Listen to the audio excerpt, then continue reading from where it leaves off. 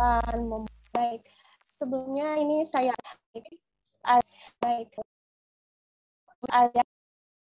baik. Assalamualaikum warahmatullahi wabarakatuh. Selamat pagi semuanya. Bagaimana kabarnya Bapak, Ibu sekalian, teman-teman, sahabat-sahabat ICCA yang pada pagi hari ini mengikuti live Zoom winner session sharing. Bagaimana kabarnya semuanya? Ya, semoga kita semua dalam keadaan sehat ya. Baik, kita tahu memang saat ini pandemi masih belum berlalu. Kita tidak tahu kapan akan berakhir, tapi saya berharap kita tetap menjalankan protokol kesehatan. Kita tetap berjuang bersama-sama untuk di kantor menjalankan pekerjaannya, sehingga kita tetap harus menjaga kesehatan kita semua. Sebelum saya akan memulai sharing session pada hari ini, saya ingin mengucapkan terima kasih pertama sekali kepada PT PLN Persero yang telah mempercayakan saya, yang telah memberikan kesempatan kepada saya untuk mengikuti ajang kompetisi ICCA pada tahun 2020 kemarin. Dan juga saya mengucapkan banyak terima kasih kepada Bapak Andi Anugrah dan beserta tim ICCA yang bisa mengadakan perhelatan di tahun 2020 kemarin sehingga memberi kesempatan kepada saya untuk menjadi pemenang The Best Agent Platinum ICCA di tahun 2020. Baik, tidak usah menunggu lama-lama. Saya akan memulai untuk sharing session saya pada pagi hari ini yang akan saya buka dengan satu quote yang cukup memacu saya. Oke.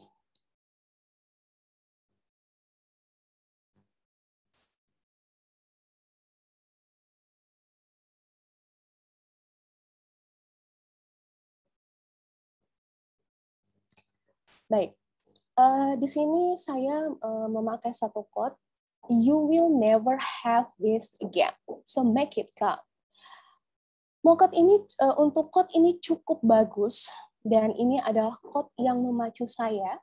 Kenapa saya akhirnya mengikuti perlombaan ajang ICCA tahun 2020 kemarin. Quote ini sangat membuat saya bersemangat.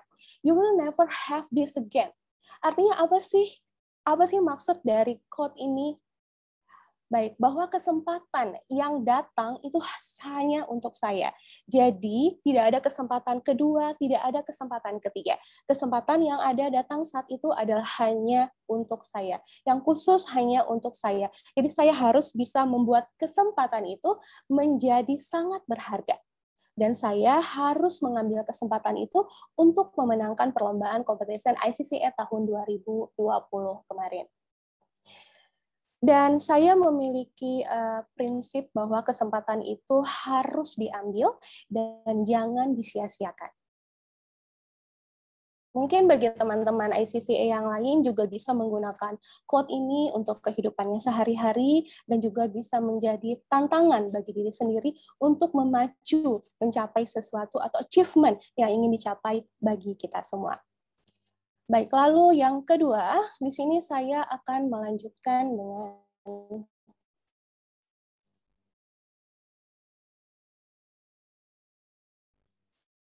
baik. Judul dari presentasi saya kemarin yaitu Mission 1%. Apa sih 1% itu? Kenapa sih saya memilih untuk mission dari 1% itu? Ini adalah salah satu judul yang saya ambil pada presentasi saya kemarin. Sebenarnya judul ini saya temukan secara tidak sengaja dengan saya berbicara dengan rekan-rekan sejawat saya, bahkan dengan atasan saya, sehingga saya mengambil keputusan untuk mengambil judul 1% ini dalam presentasi saya kemarin.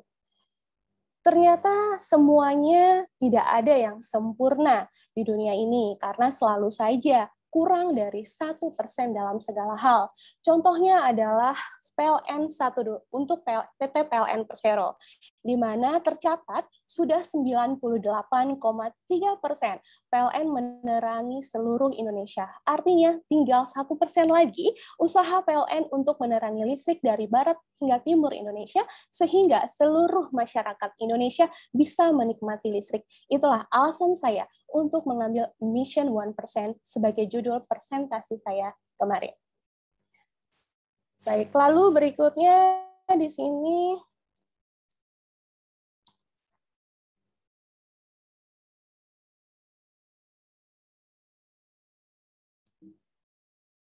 baik.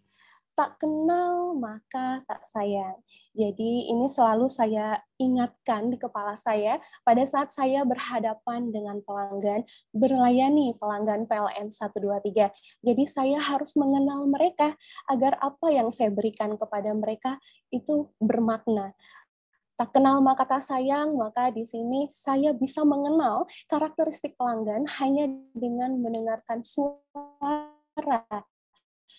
tone voice dari pelanggan. Jadi saya bisa mengetahui untuk pelanggan di sana keadaan bersemangat atau pelanggan di sana dalam keadaan panik, kita bisa mengetahuinya semua dengan suara dari pelanggan. Nah, agar rekan-rekan bisa mengenal sedikit tentang saya, perkenalkan saya Eka Mulyana Majid, dan saya sebagai Agen Inbound PLN 123. Saya bergabung di PLN pada tahun 2013, tepatnya itu pada bulan September. Dan saya lulus dari Sarjana Teknik Informatika Universitas Gunadarma.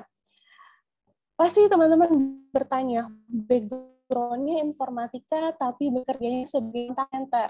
Ya, sedikit tidaknya ini background atau hubungan dengan pekerjaan saya, karena selama saya berkuliah ini pasti saya menerima untuk pelajaran-pelajaran yang berhubungan dengan hitung-hitungan, kalkulus. Nah, ini sangat bermanfaat pada saat saya bekerja di PLN 123 yang penuh dengan angka dan hitung-hitungan.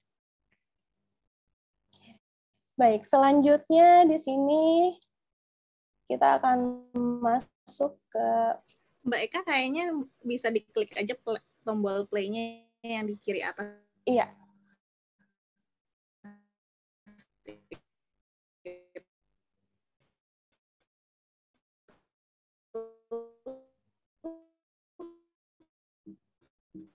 Agak macet ya. Oh, maaf.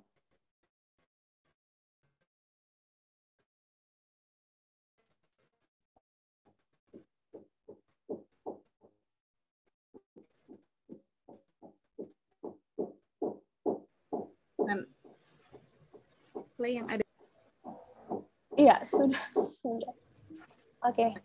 Selanjutnya kita masuk ke mission and responsibilities. Ya, di sini adalah tugas dan tanggung jawab saya sebagai agen PLN 1. Nah, ini kenapa sih saya memilih dari 3 tugas dan tanggung jawab ini, yaitu proficient, moneymaker, dan verbatim. Di sini saya akan menjelaskan satu persatu maksud dari tugas dan tanggung jawab yang saya pilih pada presentasi ini.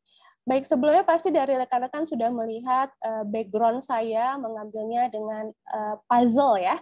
Ya, kenapa? Karena menurut saya puzzle ini sangat berkaitan dengan tugas dan tanggung jawab saya sebagai agen PLN 123. Karena pada saat kita bermain puzzle, kita pasti penuh dengan ketelitian. Karena jika satu saja puzzle ini tidak sesuai pada tempatnya, maka kita harus memulainya semuanya dari awal. Baik, yang tugas yang pertama ini adalah proficient. Proficient di sini saya analogikan sebagai seorang ahli, yaitu fungsinya saya sebagai agen kontak center PLN 123, saya orang yang sangat ahli dalam memberikan pelayanan kepada pelanggan dan juga solusi kepada pelanggan PT PLN Persero secara cepat dan tepat. Lalu yang kedua, money maker. Tentunya perusahaan memberikan target kepada kita, dan saya adalah tipe orang yang harus mengerjakan sesuatu melampaui dari target yang diberikan oleh perusahaan.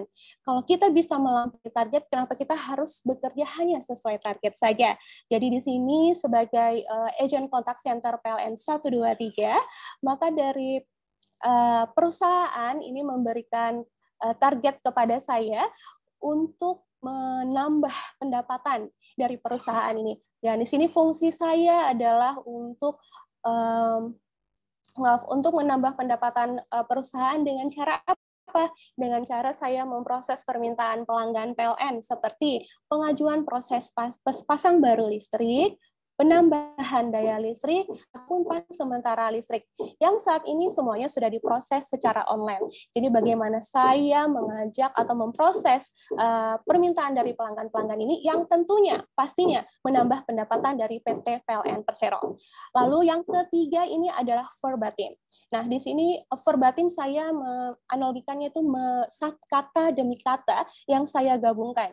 Maksudnya di sini adalah semua permintaan pelanggan, keluhan pelanggan pada saat menghubungi saya, itu saya rangkum dalam sebuah korespondensi. Dan ini adalah tugas saya, yaitu untuk menindaklanjuti laporan dari pelanggan PLN 123. Oke. Selanjutnya kita masuk ke kompetensi. Baik, di sini saya memiliki 3 kompetensi. Dan ada the motoric system, cognitive behavioral, dan emotional quotient. Saya memilih 3 ini lagi-lagi karena berhubungan dengan tema yang saya angkat untuk analogi pekerjaan saya, yaitu puzzle. Yang pertama, di sini saya akan menjelaskan kompetisi dari cognitive behavior. Baik, di sini seperti yang kita tahu, untuk bermain puzzle itu pasti kita harus teliti, penuh teka-teki, bagaimana kita menggabungkan suatu puzzle itu. Nah, disitulah juga peran saya sebagai agent kontak center PLN 123, bahwa di sini saya berperan, mohon maaf, saya berperan untuk memecahkan segala permasalahan pelanggan yang masuk. Jadi pada saat pelanggan menghubungi, itu saya harus bisa memecahkan apa yang menjadi permasalahan pelanggan, sehingga saya bisa menyelesaikan permasalahan pelanggan dengan baik.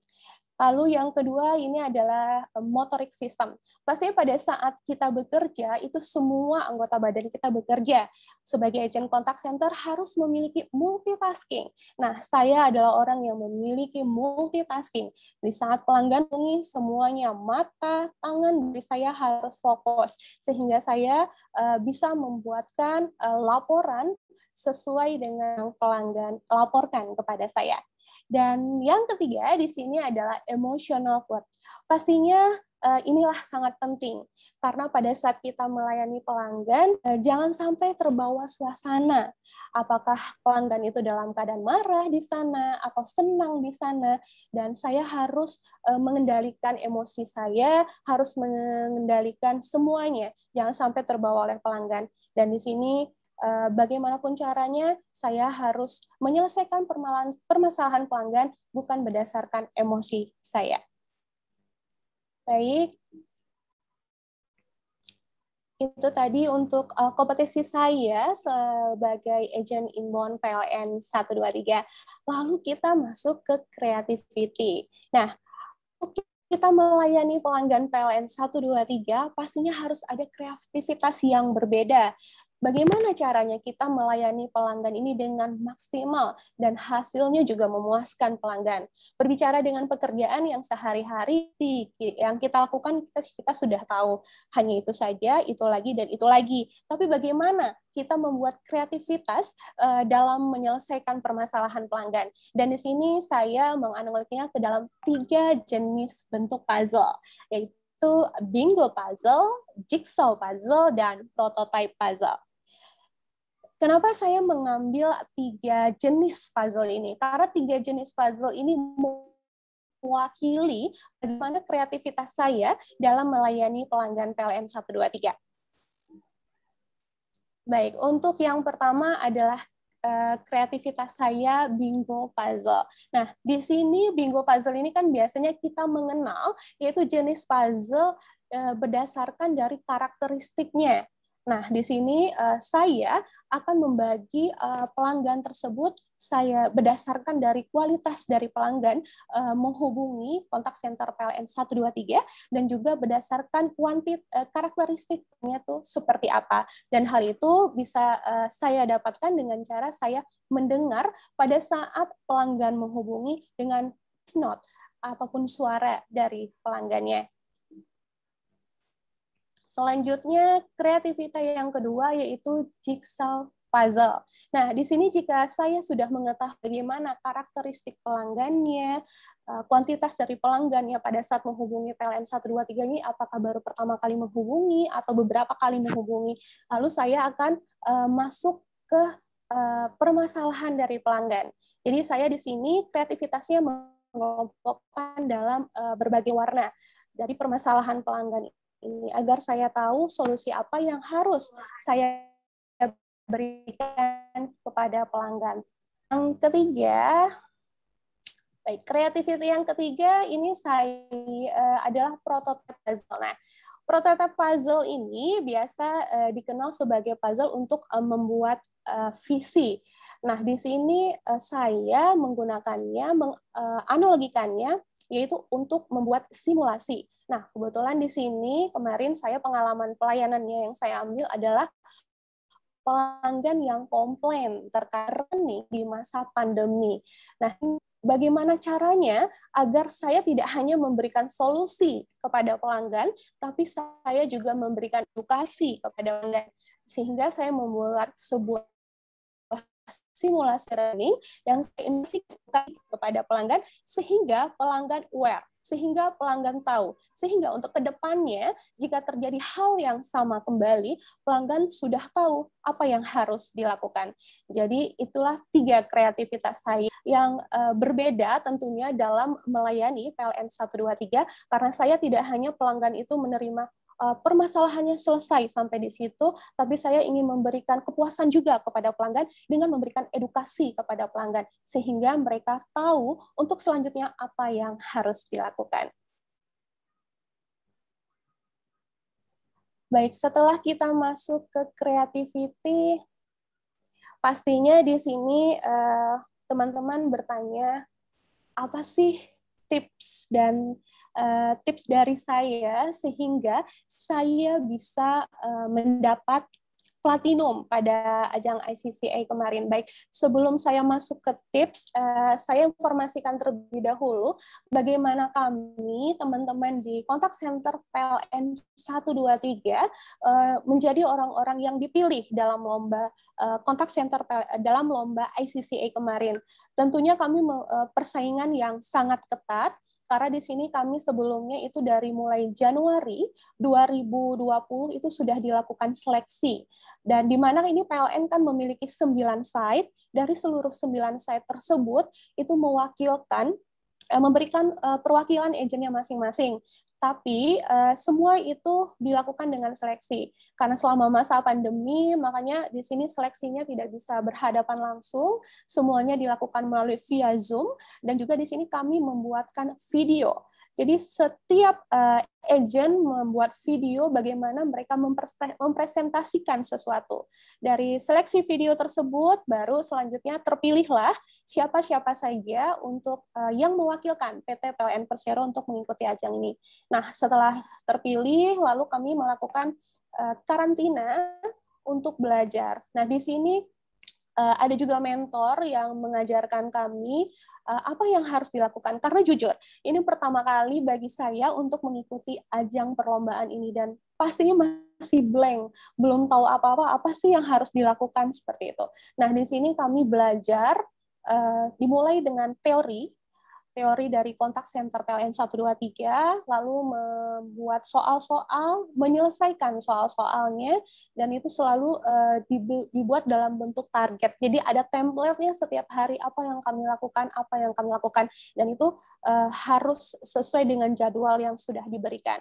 Nah, setelah itu baru kami diberitahukan bagaimana cara mempresentasikan sesuatu, belajar presentasi, karena itu bukan hal yang mudah ya, karena selama ini kan kita hanya berbicara dengan pelanggan melalui telepon. Tapi untuk tahun ini kita harus membuat sebuah video, bagaimana cara kita mempresentasikan sesuatu di depan kamera, karena nggak semua orang bisa dengan mudahnya di depan kamera bisa luwes, bisa berbicara, bisa saja tiba-tiba kagok seperti itu. Nah, ini juga sangat membutuhkan waktu yang lama, apalagi pada pembuatan videonya. Seperti itu. Dan dalam menentukan temanya juga, ini setelah belajar ini kami belajar bagaimana cara membuat presentasi, membuat sebuah tema dari presentasi tersebut. Itu seleksi yang dilakukan dan apa saja yang kami lakukan pada saat karantina, walaupun melalui via Zoom setiap harinya, tapi kami harus mengikuti target sesuai dengan template yang sudah dibuat oleh perusahaan. Oke, sekarang saya masuk ke Smart Team Tips to Win. Nah, apa saja sih tips dari saya untuk memenangkan ajang kompetisi ini? Yang pertama itu adalah make your target.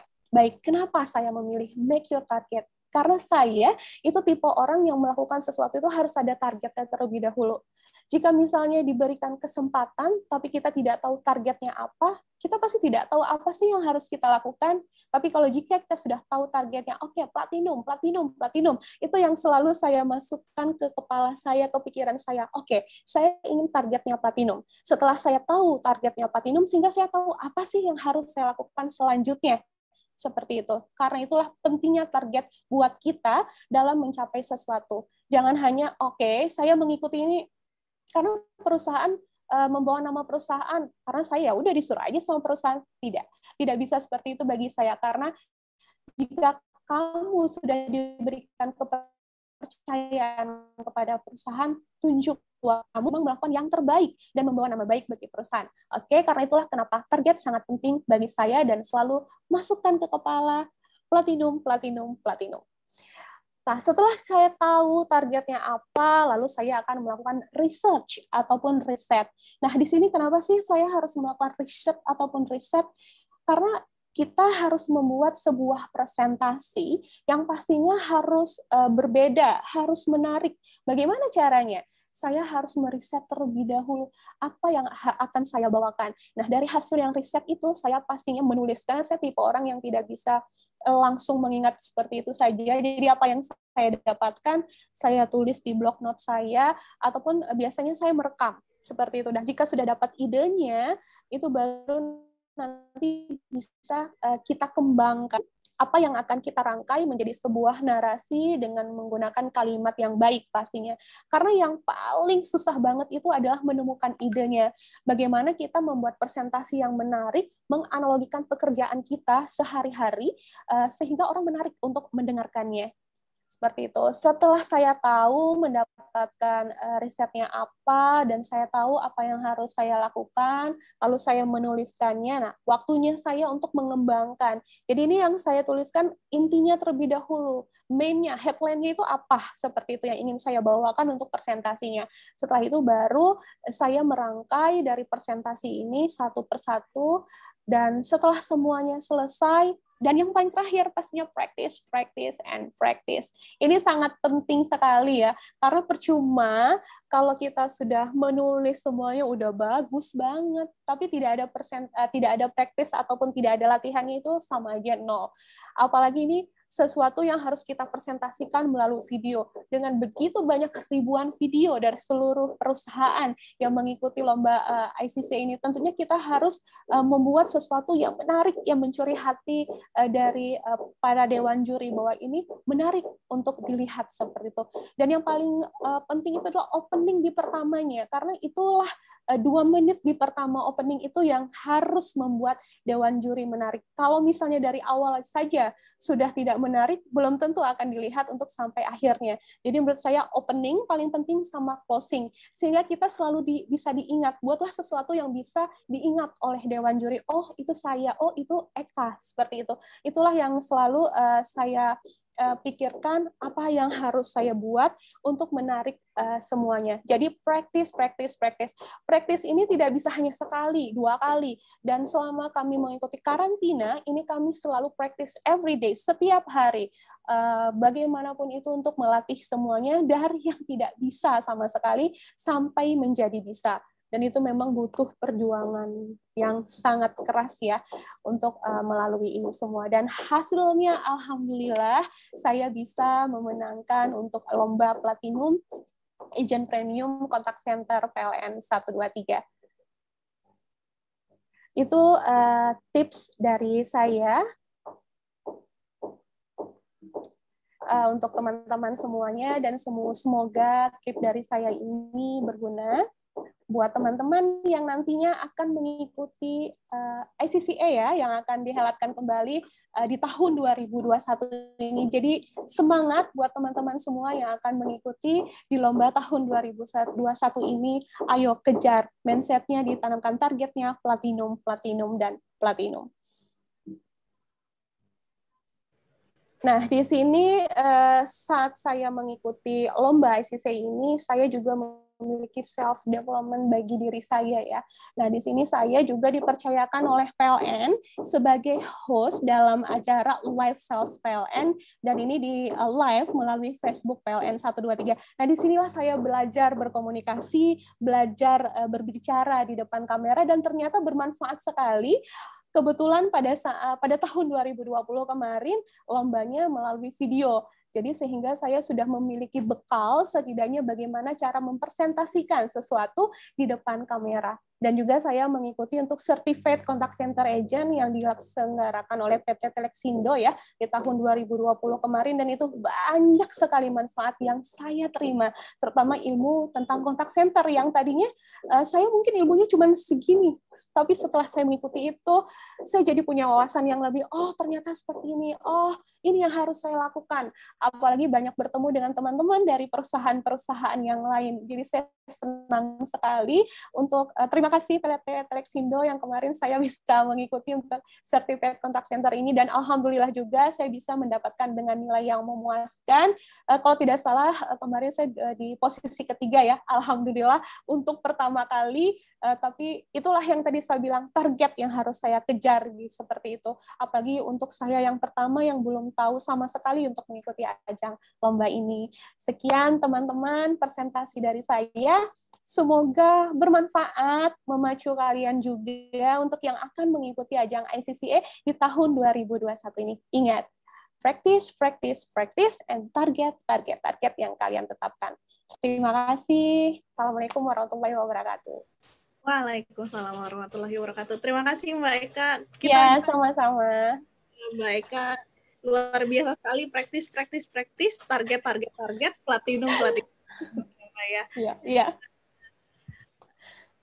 Jadi untuk saat ini kita buka sesi Q&A-nya dulu buat Mbak Eka. Kita kesempatan ke seluruh peserta nih untuk bertanya ke Mbak Eka. Boleh sampaikan nama dan perusahaannya. Bisa ditulis lewat chat, bisa juga open mic langsung. Kayaknya ini udah ada Mas Tommy yang open mic, mau bertanya ya Mas ya? Iya Mas Tommy. Oh. Belum Mbak, belum. Ketinggalan tadi dari pertama. Masuk ke tengah. Kalau ada yang ingin bertanya ke Mbak Eka terkait agent premium DPLN ataupun pengalaman the best-nya, silakan untuk bertanya. Kita ada hadiah untuk 4 penanya terbaik akan mendapatkan OVO senilai Rp50.000. Jadi jangan ragu untuk bertanya ya ke Mbak Eka. Sambil kita nunggu ya pertanyaan dari ICCA, saya mau tanya dulu nih Mbak. Kalau misalkan di PLN itu diferensi nasabah premiumnya itu seperti apa sih Mbak? Baik. Kalau bisa dijelaskan lebih detailnya lagi. Oke, jadi di PLN 123 ini ada pelanggan reguler dan ada juga pelanggan premium. Nah, untuk pelanggan premium ini biasanya untuk pelanggan-pelanggan seperti perusahaan-perusahaan besar ya, seperti rumah sakit, lembaga pemerintah, di mana di sini mereka untuk pengajuan listriknya, pasang barunya ini premium. Jadi kelebihannya adalah ini tidak akan terjadinya pemadaman, walaupun terjadinya pemadaman di wilayah tertentu, tapi mereka tetap listriknya akan menyala. Itulah kelebihannya premium. Dan tentunya pasti tarifnya berbeda dengan yang tarif reguler biasanya. Jadi biasanya ini lebih untuk lembaga pemerintah, istana negara, rumah sakit, karena kan itu yang membutuhkan listrik jangan sampai padam ya, apalagi untuk rumah sakit yang besar seperti itu. Tapi saat ini juga bagi pelanggan reguler yang ingin mengajukan listrik menjadi premium itu juga sudah bisa. Jadi dimulai dari daya yang kecil 2.200 untuk rumah tangga juga sudah bisa untuk pengajuan jika ingin menjadi pelanggan premium. Oh, berarti nggak hanya institusi besar ya, Mbak? Iya. Saat ini sudah bisa bagi untuk pelanggan-pelanggan rumah tangga juga yang ingin mengajukan pasang baru listriknya, ingin menjadi dengan listrik premium. Baik. Pengajuannya itu lewat call PLN 123 atau bisa lewat aplikasinya nih, Mbak? Ya, kalau khusus untuk pelanggan platinum ya, ini pastinya menghubungi terlebih dahulu karena kan jalurnya pasti berbeda ya Mbak. Nah nanti setelah menghubungi kami menjelaskan pengajuannya seperti apa. Jika misalnya memang mereka menyetujui, nah ini biasanya nanti akan dikonfirmasi langsung dari biasanya asisten manajernya atau langsung manajer dari PLN-nya karena memang mereka memiliki jalur yang khusus seperti itu. Ini kita sudah muncul satu pertanyaan nih Mbak dari Ardika dari Icon Plus yang ingin Mas Ardika tanya untuk agent premium. Kayaknya ini Mbak Eka dengan namanya ya. Mas Ardika bertanya, agent premium DPLN apakah laporannya seluruhnya melalui sambungan telepon atau bisa dilayani lewat tatap muka? Karena biasanya yang pelanggan premium itu maunya dilayani dengan tatap muka. Iya, benar. Karena biasanya dari pelanggan premium ini memang menginginkan dilayani dengan tatap muka. Biasanya mereka untuk mendapatkan informasi terlebih dahulu sebelum datang atau konfirmasi langsung ke area, itu menghubungi terlebih dahulu. Nah, nanti di sini juga mereka akan datang ke area pelayanan PLN-nya sesuai dengan rayonnya masing-masing. Nah, di sana nanti mereka akan dijelaskan. Karena kan dari secara tarifnya berbeda, benefitnya apa saja mereka harus tahu seperti itu. Jadi jika mereka sudah tahu berapa tarifnya, benefitnya apa saja yang didapat, nah nanti langsung di sana akan adanya penandatanganan surat perjanjian jual beli tenaga listrik, jadi langsung diproses seperti itu, Mbak. Baik, berarti agent premiumnya itu yang di PLN 123 yang akan datang ke pelanggan, calon pelanggan ini atau ada orang lain lagi yang dikirimkan untuk bertemu dengan calon pelanggan premium ini, Mbak? Biasanya kan nanti dari kami agent premium itu menjelaskan terlebih dahulu ya Mbak, apa saja yang harus dilengkapi, data-datanya, apa saja yang harus dibawa. Karena nanti pasti dari pelanggan ini harus datang ke area pelayanan PLN-nya, dan jika misalnya mereka sudah tahu informasi dari kami, data-data apa saja yang dibutuhkan, seperti itu tarifnya berapa, nah nanti mereka sudah punya bekal apa yang harus dipilih seperti itu, mau daya berapa. Jadi nanti semua data-data yang sudah dibawa sehingga bisa langsung diproses di saat itu juga. Nah, biasanya nanti mereka juga akan dihubungi langsung dari kami terkait untuk pengajuannya mereka, apa yang harus dilakukan seperti itu. Jadi lebih dari kita juga yang menghubungi, jadi tidak hanya mereka yang hanya menghubungi untuk mengetahui informasinya, tapi setelah itu feedback-nya dari kita untuk yang menghubungi dari mereka. Seperti itu, Mbak Alia. Juga ya dari agent premium.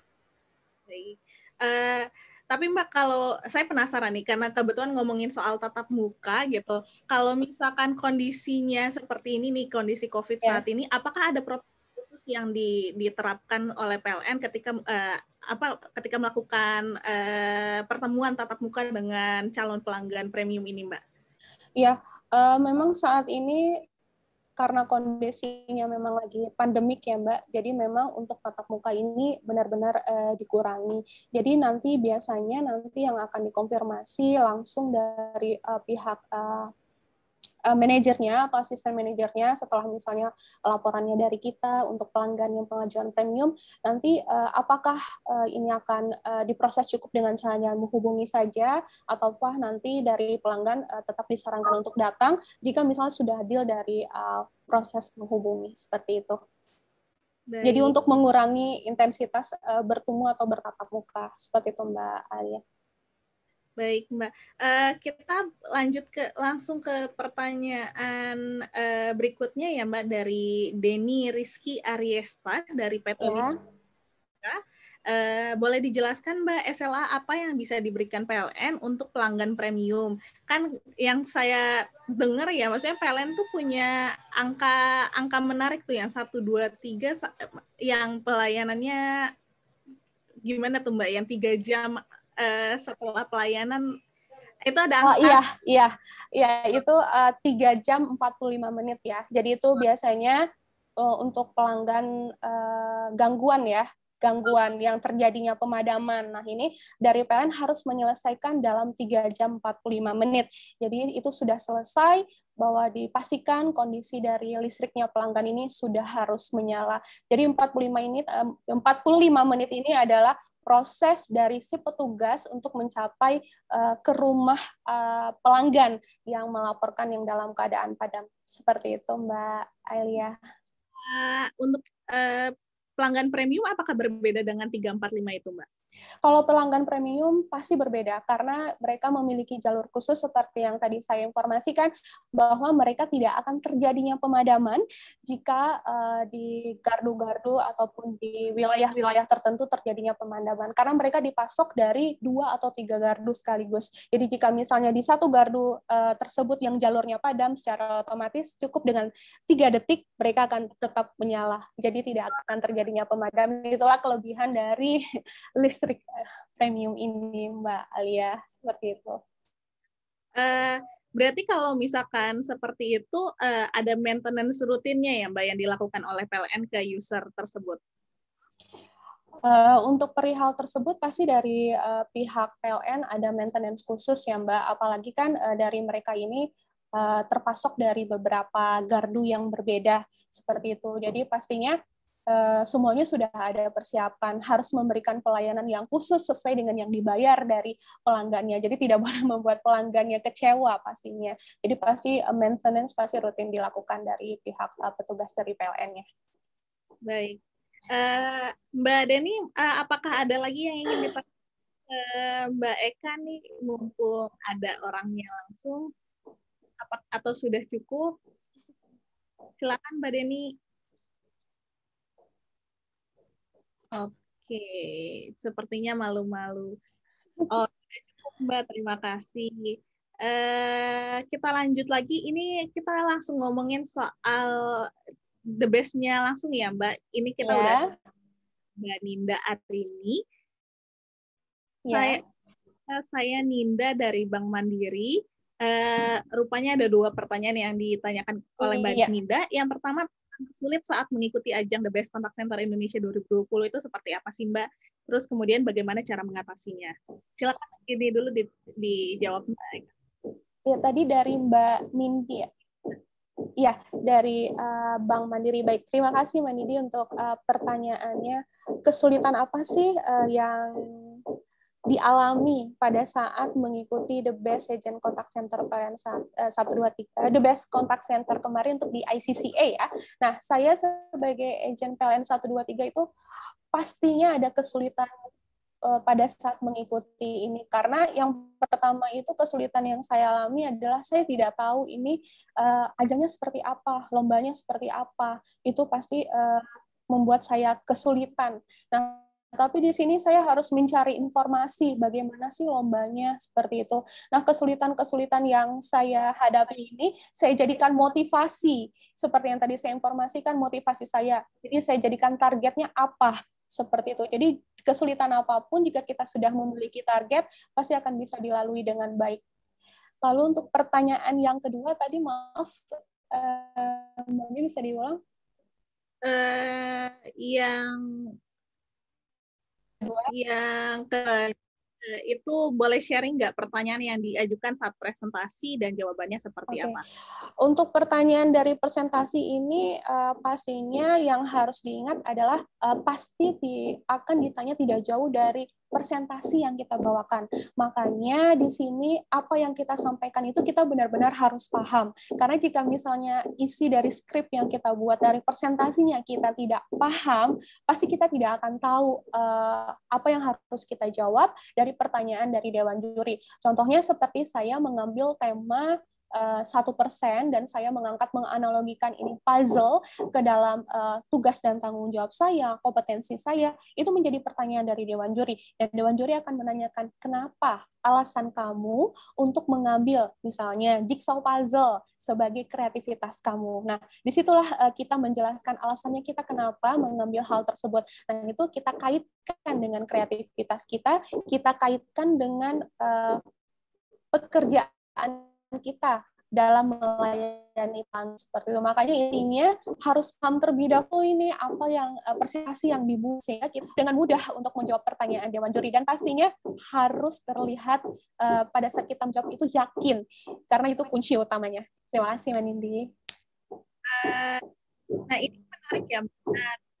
Oh banyak Mbak. Nah ini sebelum tahun 2020 ini udah pernah ikut yang tahun 2019-nya nggak ya, Mbak? Belum, aku pertama kali ini ikut di tahun 2020, makanya challenge banget buat aku, dan itu langsung sebagai agent premium ya, untuk mengikuti lomba ICC ini. Jadi benar-benar sebenarnya dari awal tuh, mampu nggak ya nih, bisa nggak ya gitu, apalagi melihat dari lawan-lawannya ya, semuanya, dan kita juga tahu sebelumnya ini BCA yang selalu banyak untuk memenangkan dari ajang ini. Jadi tapi itu jadinya memacu saya, oke, saya dikasih kesempatan, saya nggak boleh lewatin gitu aja, harus bisa. Jadi ya pasti saya bekerja keras untuk melalui ini, apalagi di tahun kemarin dengan kondisi saya yang hamil ya. Jadi itu benar-benar membuat saya bekerja 2 kali lipat lagi untuk menyemangati diri saya, oke, jangan disia-siakan begitu saja, dengan kondisi ini harusnya memacu saya, oke, saya harus bisa, seperti itu. Wah, luar biasa Mbak. Kita boleh sedikit detail lagi ya Mbak, ngomongin soal sesi interviewnya waktu pas Lomba The Best itu. Kan di sesi interview itu Mbak masuk ya ke video conference ya waktu itu. Bertemu dengan beberapa juri, itu juga satu moderator pada saat itu. Bagaimana sih Mbak perasaannya waktu pas pertama kali masuk ke sesi interview saat itu? Iya, pertama kali pasti gugup, itu pasti gugup yang luar biasa. Cuma tapi karena saya sudah merasa pernah mengikuti seperti yang live sales Facebook PLN 123, itu menjadi modal dasar bagi saya untuk berhadapan, karena biasanya coba bedanya pada saat saya live sales saya hanya menginformasikan, tapi saya tidak tahu kan yang menonton saya siapa, yang komen itu tidak berhadapan langsung. Nah, bedanya di sini saya berhadapan langsung dengan Dewan Juri yang melihat saya, menatap saya pada saat saya berbicara. Nah, itu benar-benar luar biasa banget, dan bagaimana caranya saya harus bisa menaklukkan Dewan Juri. Jadi saya harus tampil dengan muka percaya diri, smile, karena itu setidaknya mengurangi rasa gugup saya sebelum memulai menjawab pertanyaan dari Dewan Juri, Mbak Alia. Baik, waktu itu waktu yang diberikan 10 menit ya waktu itu ya Mbak? Benar, 10 menit untuk pertanyaan yang diberikan dari Dewan Juri, dan saya dapat menjawab 3 pertanyaan dari Dewan Juri tepat waktu, karena itu paling penting ya. Jadi Dewan Juri itu memberikan waktu, jangan sampai waktunya melewati, karena itu pasti akan langsung di-cut, akan langsung disudahi dari Dewan Jurinya. Jadi bagaimana pertanyaan dari Dewan Juri itu saya harus memanage waktu juga, agar benar-benar selesai dengan 3 pertanyaan, benar-benar selesai dari pembukaan sampai closing-nya, seperti itu. Baik. Apakah ada intervensi Mbak waktu pada mungkin buat teman-teman nih, kita kasih gambaran sedikit ya Mbak ke rekan-rekan yang mungkin pengen ikut lomba gitu. Apakah waktu itu ada intervensi dari juri kah ketika ikut menjawab pertanyaan, atau Mbak langsung tektokan aja tanya jawab sama moderatornya? Ya, alhamdulillahnya kemarin pada saat ajang ICCA di 2020, pada saat menjawab pertanyaan Dewan Juri, saya bisa langsung dengan tektok saja. Jadi karena yang tadi saya bilang, intinya adalah kuasai terlebih dahulu presentasinya, karena itu adalah modal dasar dalam menjawab pertanyaan dari Dewan Juri. Kalau kita sudah menguasai presentasinya, yakinlah kita bisa menjawab semua pertanyaan dari Dewan Juri. Dan yang paling penting, fokus terhadap pertanyaan Dewan Juri tersebut sehingga bisa menjawabnya dengan baik dan benar, dan harus bisa juga memanage waktunya, itu yang paling penting. Karena itu kunci juga dari penilaian dari Dewan Jurinya, seperti itu. Betul. Baik Mbak Eka, terima kasih banyak atas gambarannya nih Mbak terkait interview. Sebelum kita tutup nih sesi Mbak Eka, kita jawab pertanyaan dulu dari Mas Ardi atau Mas Mawardi dari PT Putra Gaya Wahana. Iya. Semangat pagi, bagaimana dari sisi ini ngomongin data nih jadinya. Bagaimana dari sisi daftar? Apakah sudah tersistem dan sudah terantisipasi dengan baik jika ada gangguan dari luar sehingga pelanggannya juga merasa aman? Terima kasih atas penjelasannya. Sebelumnya maaf Mbak Alia, tadi suaranya terputus-putus, jadi saya tidak dengar jelas untuk pertanyaannya. Maaf. Mas Ardi ini menanyakan terkait keamanan data pelanggan. Jadi apakah user daftar itu sudah tersistem dengan baik dan sudah terantisipasi jika ada gangguan dari luar sehingga pelanggannya juga merasa aman dengan kondisi keamanan data PLN. Ya, baik. Untuk perihal keamanan data PLN ya, itu pastinya sistemnya sudah pasti dibuat aman. Jangan sampai data-data dari pelanggan ini bocor seperti itu. Dan pada saat pelanggan pun melakukan konfirmasi ke kami di awal, pasti kita akan konfirmasi terlebih dahulu data dari ID pelanggan ini apakah sesuai dengan nama yang ada di ID pelanggannya. Jadi kita pasti akan melakukan verifikasi awal terlebih dahulu kepada pelanggan pada saat menghubungi. Karena jangan sampai nanti tidak sesuai datanya, apalagi ini data pelanggan ya yang harus benar-benar dilindungi, terutama untuk perihal rekening. Nah itu kan lebih privasi sekali, jadi benar-benar harus dijaga. Pastinya untuk data dari pelanggan di PLN 123 pasti dijamin keamanannya. Baik. Wah, rupanya ini saya kelewat satu pertanyaan nih Mbak. Boleh ya Mbak kita jawab dulu sebelum kita tutup. Mohon maaf nih. Terutama nih buat Mas Ahmad yang bertanya, saya kelewat, mohon maaf ya Mas. Yeah. Kita jawab pertanyaannya Mas Ahmad. Mas Ahmad ini dari kontak center 172. Yeah. Yang pertama, bagaimana caranya Kak Eka menaikkan mood dalam bekerja. Kemudian kedua, dari pengalaman dan ilmu yang Kak Eka dapatkan dari The Best Contact Center Indonesia 2020, bagaimana caranya Kak Eka mengaplikasikan tersebut ke kontak center PLN? Baik, terima kasih pertanyaannya. Untuk yang pertama, bagaimana untuk menaikkan mood dalam bekerja? Ya, ini pasti dialami semuanya bagi pekerja kontak center ya. Apalagi kita melayani pelanggan dengan berbagai karakteristik. Dari saya, yang pertama kuncinya untuk mood-nya adalah jadikan itu permasalahan pelanggan adalah sesuatu yang harus kita selesaikan, karena pelanggan menghubungi kita ini ya pasti karena membutuhkan suatu pertolongan. Jadi jangan sampai permasalahan pelanggan dengan kondisi pelanggan yang marah, dengan kondisi pelanggan yang membentak-bentak kita, jangan jadikan itu sebagai permasalahannya kita. Jadi lakukanlah semuanya, selesaikan permasalahan pelanggan itu dengan baik. Anggaplah posisinya itu seperti kita, yang bagaimana keadaannya dalam keadaan panik, marah, tidak tahu apa yang harus dilakukan, jadi anggaplah oke, wajar. Jadi kita harus melayani pelanggan ini dengan sebaik mungkin. Dan jika memang kondisinya sedang tidak mood, setelah selesai menangani pelanggan dengan kondisi yang marah, yang luar biasa, biasanya saya akan ngambil lebih dahulu untuk menenangkan nafas, lalu saya akan mulai login. Nah, kalau misalnya kita lanjutkan, takutnya nanti malah ke pelanggan berikutnya ada efeknya seperti itu. Untuk Kemudian ya, yang kedua, bagaimana caranya Kak Eka mengaplikasikan pengalaman dan ilmu yang didapatkan ke kontak center PLN? ya.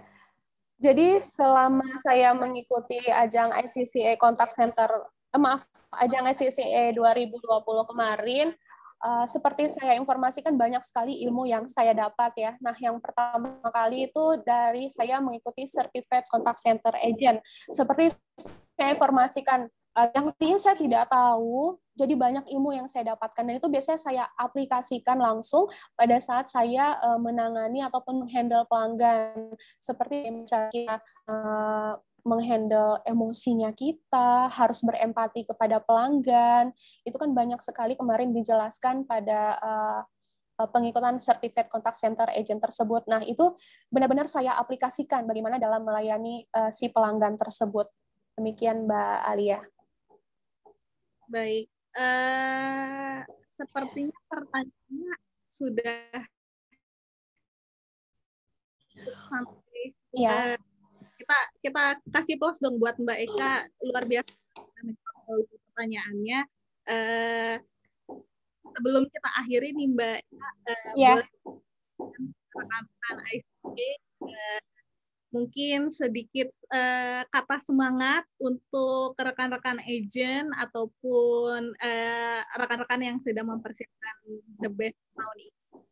Baik, terima kasih Mbak Lia buat semuanya rekan-rekan, teman-teman, sahabat ICCA yang akan mengikuti lomba ataupun ajang ICCA di tahun 2021 ini. Lakukanlah yang terbaik untuk mencapai target yang kalian inginkan. Seperti yang tadi saya informasikan, jangan jadikan kondisi saat ini yang tidak bisa bertemu langsung menjadikan kendala, tapi jadikan itulah adalah sebagai motivasi kalian untuk mengikuti lomba tersebut. Jangan lupa tetapkan targetnya. Untuk mengikuti lomba ini apa, itu yang paling penting. Kalau misalnya kalian tidak tahu targetnya apa, percuma jika ingin mengikutinya, karena setelah itu kalian tidak tahu apa yang harus kalian lakukan jika tidak mengetahui targetnya. Jadi banyak-banyaklah untuk membaca, riset, apa yang ingin kalian tulis, apa yang ingin kalian presentasikan. Buatlah presentasi kalian itu semenarik mungkin dengan membuat ilustrasinya apa, analoginya apa terhadap pekerjaan kalian. Pasti jika misalnya itu sudah dilakukan, pasti kalian bisa untuk menjadi the best agent PLN 1, 2, 3. Dan yang paling penting yang tadi saya informasikan, practice, itu harus selalu dilakukan. Karena percuma jika tidak ada practice, nanti semuanya pasti belum bagaimana cara kita berbicara dengan dewan juri di depan kamera. Itu kalau tidak dilakukan latihan, hanya sistem SKS kebut saja kerjanya, itu sehari itu tidak bisa. Jadi memang benar-benar harus latihan. Sakit memang, capek pasti, tapi pikirkan target yang ada di depan. Apa yang ingin kalian dapatkan, apa yang ingin kalian berikan kepada perusahaan. Jadikanlah hal ini pemacu buat kalian bahwa saya diberikan kepercayaan oleh perusahaan. Oke, saya tidak mau hanya mengikuti begitu saja, tapi saya berikan sesuatu kepada perusahaan yang baik, agar nama saya juga diingat bahwa saya memberikan sesuatu yang terbaik buat perusahaan. Jadi buat teman-teman, ayo tetap terus semangat, jangan pantang menyerah untuk mengikuti lomba ini, lakukan semuanya yang terbaik yang bisa kalian lakukan. Jika orang hanya melakukan 1 kali, kalian lakukan 2 kali, 3 kali, bahkan lebih dari yang biasa dilakukan, agar kalian bisa mencapai target yang ingin kalian capai. Terima kasih semuanya teman-teman sahabat-sahabat ICCA. Ya, terima kasih Mbak Eka. Baik, karena waktunya sudah memasuki pukul 10, kita lanjut saja tanpa perlu berpanjang lebar ya. Tadi saya sudah perkenalkan juga sebetulnya di awal, pembicara kedua kita ini adalah Mas Muhammad Fikri Khalifah dari blibli.com. Selamat pagi menjelang siang Mas Fikri. Halo, pagi Mbak Alia. Mas Fikri ini merupakan tim leader pemenang Platinum The Best Contact Center Indonesia 2020 pada kategori Team Leader Inbound. Mas Fikri saat ini bekerja di blibli.com ya, Mas, gitu. Jadi masih jadi tim leader atau udah naik jabatan nih, Mas? Kebetulan sekarang saya udah ada di tim return manajemennya blibli.com, Mbak. Wah, gitu.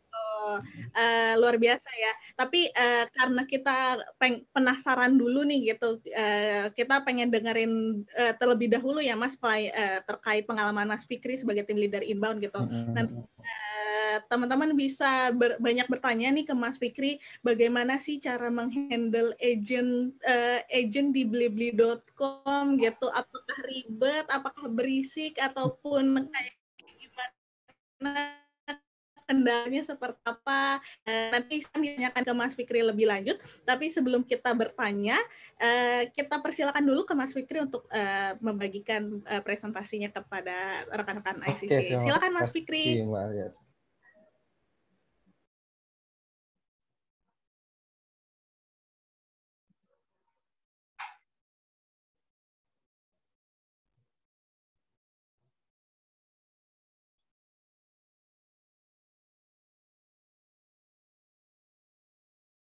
Sudah terlihat ya? Sudah, Mas. Aman. Sudah ya, aman ya. Oke. Bismillahirrahmanirrahim. Assalamualaikum warahmatullahi wabarakatuh, teman-teman ICCA, sahabat-sahabat ICCA semuanya. Benar-benar berterima kasih sekali sebenarnya sama ICCA kemarin di 2020 gitu ya. Tetap menyelenggarakan The Best Contact Center Indonesia gitu di tengah-tengah pandemi waktu itu. Jadi Pak Andi Anugrah dan tim tetap melanjutkan semangat Contact Center Indonesia gitu. Dan tentunya saya juga berterima kasih sekali kepada blibli.com atas kesempatannya gitu. Saya dipercaya mewakili kategori tim leader inbound waktu itu. Dan alhamdulillah bisa menang di kategori The Best Team Leader Inbound dan mendapatkan platinum. Saya mau sedikit sharing gitu tentang apa yang saya lakukan di blibli.com dan kenapa bisa sampai jadi pemenang gitu ya. Nah, pepatah yang sering kita pakai mungkin tak kenal maka tak sayang ya gitu. Jadi saya mau berkenalan dulu sedikit. Tadi mungkin sudah dijelaskan, nama saya Muhammad Fikri Khalifah gitu ya. Saya Betawi, Jakarta, 1 November 1994, tapi banyak menghabiskan waktunya sekarang di negara Bekasi ya karena saking jauhnya. Jadi beda negara gitu. Kemudian saya ambil pendidikan di Institut Global Mulia, Office Management jurusannya gitu. Nah, kalau gabung di Blibli sendiri sebenarnya dari bulan Mei 2016. Kalau pertama kali saya join itu jadi agent inbound dulu, itu di chatting, banyak menghandle customer, belajar tentang bagaimana chatting yang baik itu, solving problem customer. Kemudian di akhir 2017 saya diangkat jadi tim leader inbound gitu. Nah, kemudian yang terbaru sekali sudah dipercaya gitu ya untuk masuk ke return management gitu. Nah, sebelumnya saya mau sharing dulu. Hobi saya itu sebenarnya saya suka banget sama Jepang. Gitu ya. Apapun tentang Jepang. Mau animenya, manga, ya, komik segala macam, itu Doraemon dari season 1 sampai sekarang Nobita masih segitu-segitu aja, itu saya ngikutin gitu. Nah, tapi dari semua itu saya paling suka sama satu hal, yaitu sejarah tentang perang di Jepang pada zaman dulu. Nah, kalau sosok ini yang sekarang sahabat-sahabat ICC lihat, ini adalah seorang samurai gitu ya, kesatria dari Jepang. Nah, terus kenapa saya ambil samurai sebagai tema saya waktu itu adalah karena saya melihat samurai itu juga dulu adalah sosok yang bisa dibilang panutan gitu ya, role model bagi masyarakat Jepang pada masa itu gitu. Nah, seperti seorang samurai yang punya tugas juga, saya juga leader punya tugas dan tanggung jawab. Yang pertama itu jelas membimbing agent ya. Jadi nggak cuma bicara soal target, tapi kita juga harus bisa mendeliver bagaimana target itu bisa dicapai dengan cara melakukan pendekatan, membimbing. Jadi benar-benar agent-agent kita tuh merasa bahwa leadernya ada di samping mereka, siap membantu mereka untuk mencapai target tersebut gitu. Nah, kemudian setelah mereka melakukan hal itu, tentunya harus ada evaluasi dong, dilihat performance-nya seperti apa. Kemudian dari evaluasi itu, kalau masih ada yang kurang, itu kita akan memberikan masukan. Jadi kualitasnya tetap bertambah setiap hari gitu ya si agent-agent tersebut. Nah, kemudian setelah kita berikan masukan tersebut, kita harus tinjau nih implementasinya dijalankan atau tidak. Gitu. Apakah berhasil cara itu atau tidak? Kalau memang ternyata tidak berhasil, atau agent punya opini sendiri dalam mencapai target bagaimana caranya, kita coba discuss.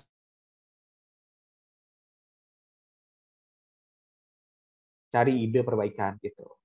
Nah, hal-hal ini tuh harus terus dijaga dan terus berputar gitu. Jadi kita bimbing, kita evaluasi, kita tinjau. Nah, terakhir ini harus kita jaga gitu. Jaga ketiga hal ini terus berkesinambungan gitu ya. Agar konsistensinya ke setiap customer itu tidak pernah berubah. Bagaimana cara agent kita menghandle customer gitu. Nah, kalau program kerja berkaitan juga dengan samurai gitu ya. Saya sebutnya 4K. Kalau di Jepang itu mungkin sedikit sejarah gitu kalau saya boleh cerita. Mereka itu para samurai ini yang menganut filosofi namanya Bushido gitu. Mungkin udah sedikit pernah dengar juga gitu. Jadi di dalam Bushido ini ada nilai-nilai moral yang tetap dijaga oleh masyarakat Jepang selama ratusan tahun bahkan sampai sekarang. Nah, saya ambil 4 diantaranya, yaitu keberanian, kesetiaan, kebaikan, dan kesopanan. Keberanian ini diartikan ketika kita menghadapi keluhan customer gitu ya, dan berani mengambil resiko keputusan yang harus dilakukan untuk problem solving si customer tersebut. Nah, yang kedua ini kesetiaan. Jelas kita harus setia, tetap menjaga, melayani customer dengan sepenuh hati gitu ya. Karena kalau tagline-nya BB Customer number one, kita layani selalu dengan hati. Gitu. Nah, kebaikan dan kesopanan itu adalah bentuk atau cara kita memberikan pelayanan dengan hati tersebut, dengan menunjukkan empati kepada customer gitu ya, berusaha mencari koneksi yang interpersonal gitu, agar customer ini merasa dihandle oleh teman gitu ya kan. Kita sebut customer kita adalah Blibli Friends gitu ya. Hai Blibli Friends gitu. Jadi memang benar-benar menunjukkan bahwa kita ada untuk mereka sebagai teman yang membantu kendala atau keluhan mereka. Latar belakangnya, kalau saya boleh bilang, kenapa saya harus ambil ini gitu ya, karena pengetahuan agent itu terutama yang baru ya, memang masih kurang. Kemudian ada agent-agent yang masih basic gitu ya, atau mungkin sebelumnya pernah bekerja di contact center yang cara pelayanan itu mungkin seperti robot gitu. Nah, beberapa agent juga masih kurang solutif, sudah bicara panjang tapi tidak memberikan solusi apapun. Kemudian pembuatan laporan yang ditulis atau dibuat itu masih kurang tepat sasaran, sehingga proses follow up-nya itu berjalan lambat seperti itu. Sasarannya ya jelas kebalikan dari itu semua. Agent-agent kita punya pengetahuan yang baik, pelayanan juga humanis gitu ya, kemudian memberikan solusi yang tepat sehingga, dan pembuatan laporannya juga benar gitu ya, lengkap. Jadi tim internal lain bisa membantu solving problem customer dengan cepat juga. Oke, ini sedikit data pendukung yang bisa dilihat bahwa keadaannya pada saat awal itu seperti ini gitu ya, yang tepat itu masih di bawah 50%, rata-rata di 3 hal ini gitu ya, solusi di human essence ini berkaitan dengan tadi interpersonal gitu ya, dan ketepatan pembuatan laporan. Nah, kemudian saya dari program kerja itu juga punya kreativitas gitu. Nah, kalau ini pakai bahasa Jepang nih. Ini kendo ini salah satu aliran seni bela diri di Jepang yang menggunakan pedang gitu ya. Di dalam kendo itu ada beberapa jurus gitu. Nah, ini jurus-jurus ini saya terapkan gitu ya biar lebih menarik, karena kadang nama itu bisa mempengaruhi gitu semangat orang atau ketertarikan orang terhadap program yang kita jalankan. Nah, kalau diartikan sebetulnya artinya itu seperti ini. Jadi saya punya 4 yang sering saya bawa gitu ya, yaitu pop-up quiz. Saya pengen teman-teman tuh selalu siaga, perubahan sangat dinamis. Jadi saya selalu adakan pop-up quiz secara tidak tertentu gitu ya waktunya ya. Bisa Senin, Selasa, Rabu gitu, dan mereka harus siap untuk memberikan jawaban. Dan ada rewarding juga tentunya bagi yang mendapatkan nilai tinggi. Dan mungkin sedikit punishment untuk yang nilainya kurang gitu ya. Punishmentnya seru-seruan sebenarnya. Gitu. Kemudian yang kedua adalah Master of Blipedia. Ini maksudnya adalah kita pengen satu agent tujuan leader itu kan sebenarnya menjadikan agent kita adalah leader selanjutnya. Jadi saya di sini mulai fokus untuk lebih personal terhadap agent-agent ini, bagaimana mereka saya bentuk untuk bisa menjadi master di salah satu bidang. Misalnya ada yang sangat hebat di otomotif atau sangat punya kemampuan di bidang fashion gitu ya, fashionista banget dia. Jadi segala macam pertanyaan tentang fashion bisa ditanyakan ke satu orang itu gitu. Nah, kemudian senjata tertajamnya seorang leader itu adalah coaching ya, kalau menurut saya. Karena dengan coaching yang baik, tentunya agent dapat memahami apa yang diinginkan perusahaan dan tim ini dari dia gitu, dan bagaimana dia bisa mencapai hal tersebut gitu. Coaching yang saya biasa lakukan itu porsinya 70-30 ya. 70 lebih ke arah fun, personal, itu ngomongin gosip-gosip gitu ya. Sebelum saya 30% itu ngomongin benar-benar pekerjaan. Ini bisa lebih mencairkan suasana, agent juga nggak terlalu berat ya nerima hal tersebut, dan lebih efektif tentunya. Kalau kita duduk gitu ya, tiba-tiba langsung ngomongin kerjaan, itu rasanya agent juga akan jadi mood-nya berkurang gitu. Tapi kalau kita duduk gitu ya, sambil ngopi gitu, terus ngobrolin dulu gimana di rumah gitu, banjir apa enggak ya, itu ketika ngomongin pekerjaan udah mengalir dengan enak gitu. Nah, yang terakhir ini adalah sharing is caring. Kita tahu bahwa semua orang itu punya kelebihannya masing-masing. Gitu. Nah, saya tuh pengen menunjukkan, istilahnya saya pengen punya wadah untuk teman-teman bisa sharing tentang kelebihannya mereka gitu. Yang nantinya kelebihan ini bisa diambil oleh teman-teman yang lain sehingga menjadikan kelebihan temannya itu adalah kelebihan dia juga. Artinya setiap orang bisa mengambil keuntungan dari teman-temannya, menambah skill dan kemampuan seperti itu. Kita lanjut di kompetensi ya. Tentu sebagai seorang leader harus bagi saya punya 4 kompetensi ini gitu ya. Yang pertama itu relation. Kenapa relation penting? Karena pekerjaan sebagai team leader inbound itu berkaitan dengan banyak orang gitu. Kita harus kontak dengan agent kita, tim lain, supervisor, semua yang ada hubungannya dengan kontak center gitu. Dan punya relasi yang baik ya. Berhubungan dengan baik, kita bisa nih mempermudah proses eskalasi kendala-kendala atau case customer gitu. Di Wilcom saya terkenal orangnya ya seperti ini gitu ya, slow, santai gitu. Jadi jadi sangat mudah buat saya untuk bisa bergaul ke siapapun gitu. Nah, yang kedua ini adalah proaktif gitu ya. Kalau menurut saya ini juga penting gitu ya sebagai seorang leader, karena kita harus bisa selalu berpikir secara positif. Apapun yang kita terima harus dengan positif. Karena tidak menutup kemungkinan gitu ya, tim kita bisa saja melakukan kesalahan, saya bisa juga melakukan kesalahan. Tapi bagaimana kita menanggapi masukan dan kritik itu adalah hal yang krusial. Dengan bersikap proaktif, justru kita bisa lebih banyak mengambil hal positif dari masukan dan kritikan tersebut. Kalau kita bersikap reaktif, ada kemajuan untuk tim. Gitu. Terutama sebagai seorang leader yang mempengaruhi teman-teman yang lainnya, makanya ini sangat penting sekali. Kemudian tentu yang ketiga, kita punya yang namanya leadership gitu ya. Kemampuan kita nih untuk berkomunikasi, mempengaruhi gitu ya, mengomandoi gitu. Karena bagi sebuah perusahaan untuk mencapai goals, segala gerakan itu perlu leadership. Perlu leadernya, perlu. Jadi roda perusahaan itu terus berputar. Nah, yang terakhir adalah decision making. Kenapa decision making itu penting, terutama di bluebi.com gitu ya? Karena hampir setiap hari ada promo baru, ya. Cara handle satu akan bisa berubah kalau misalkan promonya mengharuskan seperti itu, atau ketentuan baru gitu. Nah, bagaimana kita mengukur strategi, menentukan arah teman-teman kita kemana gitu ya, menentukan giginya, itu harus diputuskan dengan cepat dan tepat gitu. Jadi kerjasamanya tetap. Kemudian juga kalau ada teman-teman yang butuh cepat solve problemnya, kita sebagai leader tuh sudah siap untuk memberikan jawaban. Itu jangan kita mendelegasikannya ke orang lain lagi, atau kita tanya ke orang lain, itu akan menghilangkan trust dari agent-agent kita. Kemudian bicara soal sistem dan teknologi, tentu segala hal yang saya lakukan ini didukung dengan sistem dan teknologi yang sangat baik dari bluebi.com.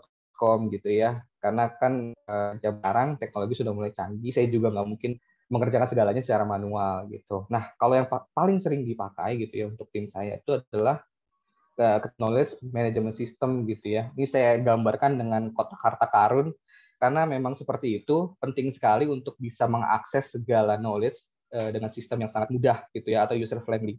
Di Blibli.com sendiri kita punya namanya hanya beda di belakangnya aja, namanya Knowledge Management Center. Bisa di-search dengan sangat mudah, keyword-nya sangat luas gitu ya, bisa memunculkan banyak pilihan dari satu keyword saja.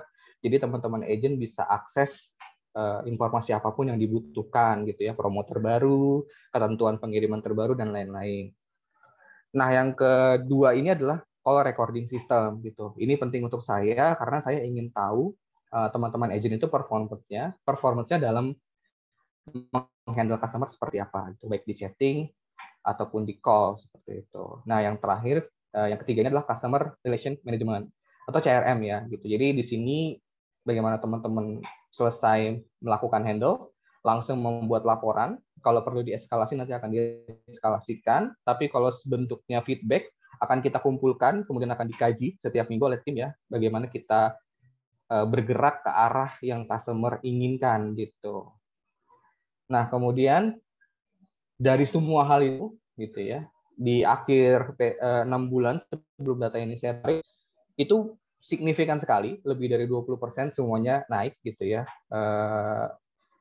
Saya juga waktu itu bangga sekali dengan agent-agent saya gitu ya, dia bisa perform sebesar ini 20% gitu. Dari solusi naik 21%, human ascent naik 25%, dan ketepatan laporan naik 26% seperti itu. Challenge. Nah, ini menarik sebenarnya. Challenge-nya ini kalau sekarang di masa COVID seperti ini juga ada tambahan jadinya ya. Tapi intinya kalau menurut saya yang pertama itu adalah perubahan yang dinamis gitu. Yang seperti saya bilang tadi di awal-awal, karena e-commerce itu selalu bergerak gitu ya sesuai dengan keinginan customer, maka kita juga harus menyesuaikan gitu dengan keinginan customer tersebut. Kita harus bisa memenuhi keinginan atau pasar customer gitu agar kita tidak tertinggal, entah itu dari pelayanan, entah itu dari ketentuan dan lain-lain. Kemudian tadi sempat disinggung Mbak Alia ya gitu, kalau Blibli.com kan banyak millennials gitu ya, benar banget gitu, banyak banget rata-rata memang usia millennials gitu. Jadi karakternya sangat beragam ya, ada yang anak TikTok-kan sekarang ya, ada yang ini ya. Jadi bagaimana kita memanfaatkan kelebihan mereka atau hobi mereka sebagai base kita untuk bisa melakukan pendekatan gitu. Jadi saya mau nggak mau juga belajar TikTok gitu ya, walaupun masih nggak ngerti gimana cara uploadnya gitu. Kemudian ada yang suka Tinder juga, saya juga jadi download gitu, pengen tahu Tinder itu seperti apa sih. Saya swipe kanan kiri ya udah gitu, walaupun kurang mengerti ya. Nah, kenapa ini jadi challenge gitu? Karena ada beberapa memang yang resisten terhadap perubahan. Kaitannya dengan yang pertama. Ada beberapa teman-teman yang sukanya nyaman dengan satu zona tertentu, dia sudah ahli, dan dia agak sulit untuk berubah. Nah, ini tugas saya kemarin itu ya, karena pendekatannya saya yang tadi sudah saya jelaskan seperti itu, saya berhasil nih sedikit demi sedikit mengikis hal tersebut agar teman-teman bisa mau berubah dan paham sebenarnya apa yang diinginkan perusahaan seperti itu. Nah, kalau ini yang terakhir ini terkait dengan pandemi sekarang ya. Jadi kita punya keterbatasan untuk melakukan monitoring dan juga komunikasi. Meeting tuh jadi sangat sulit. Bukan sulit menentukan waktunya sudah ada gitu ya. Saya lagi ngomong gitu udah 10 menit, tiba-tiba ada yang chatting gitu ya, Kak, dari tadi kok diam aja gitu. Wow, 10 menit diam aja kan, sangat-sangat disayangkan sekali gitu. Jadi ternyata mute-nya belum dilepas. Terus kadang ada anak yang nggak bisa di-call gitu ya, karena Teams-nya bermasalah dan lain-lain gitu, atau Zoom-nya bermasalah dan lain-lain.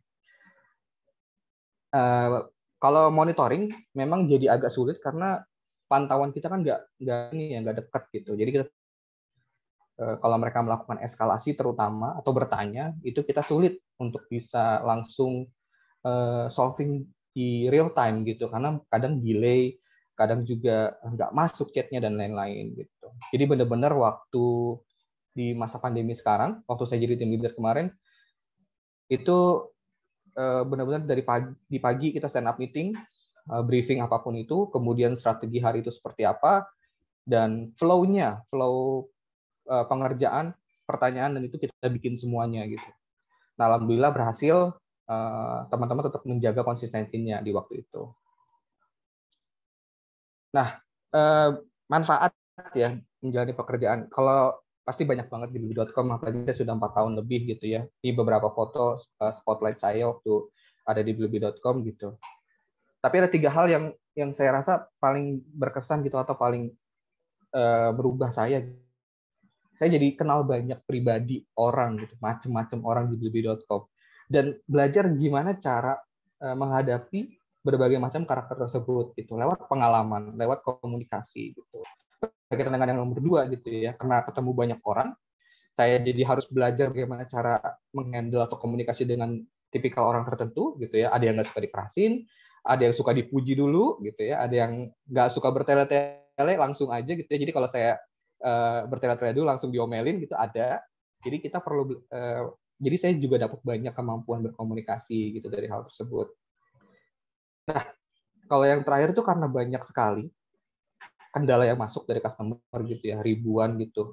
Setiap hari pertanyaan, ada request, ada komplain gitu ya. Jadi saya juga belajar gimana bikin strategi dan mengambil keputusan yang dapat diukur resikonya seperti itu.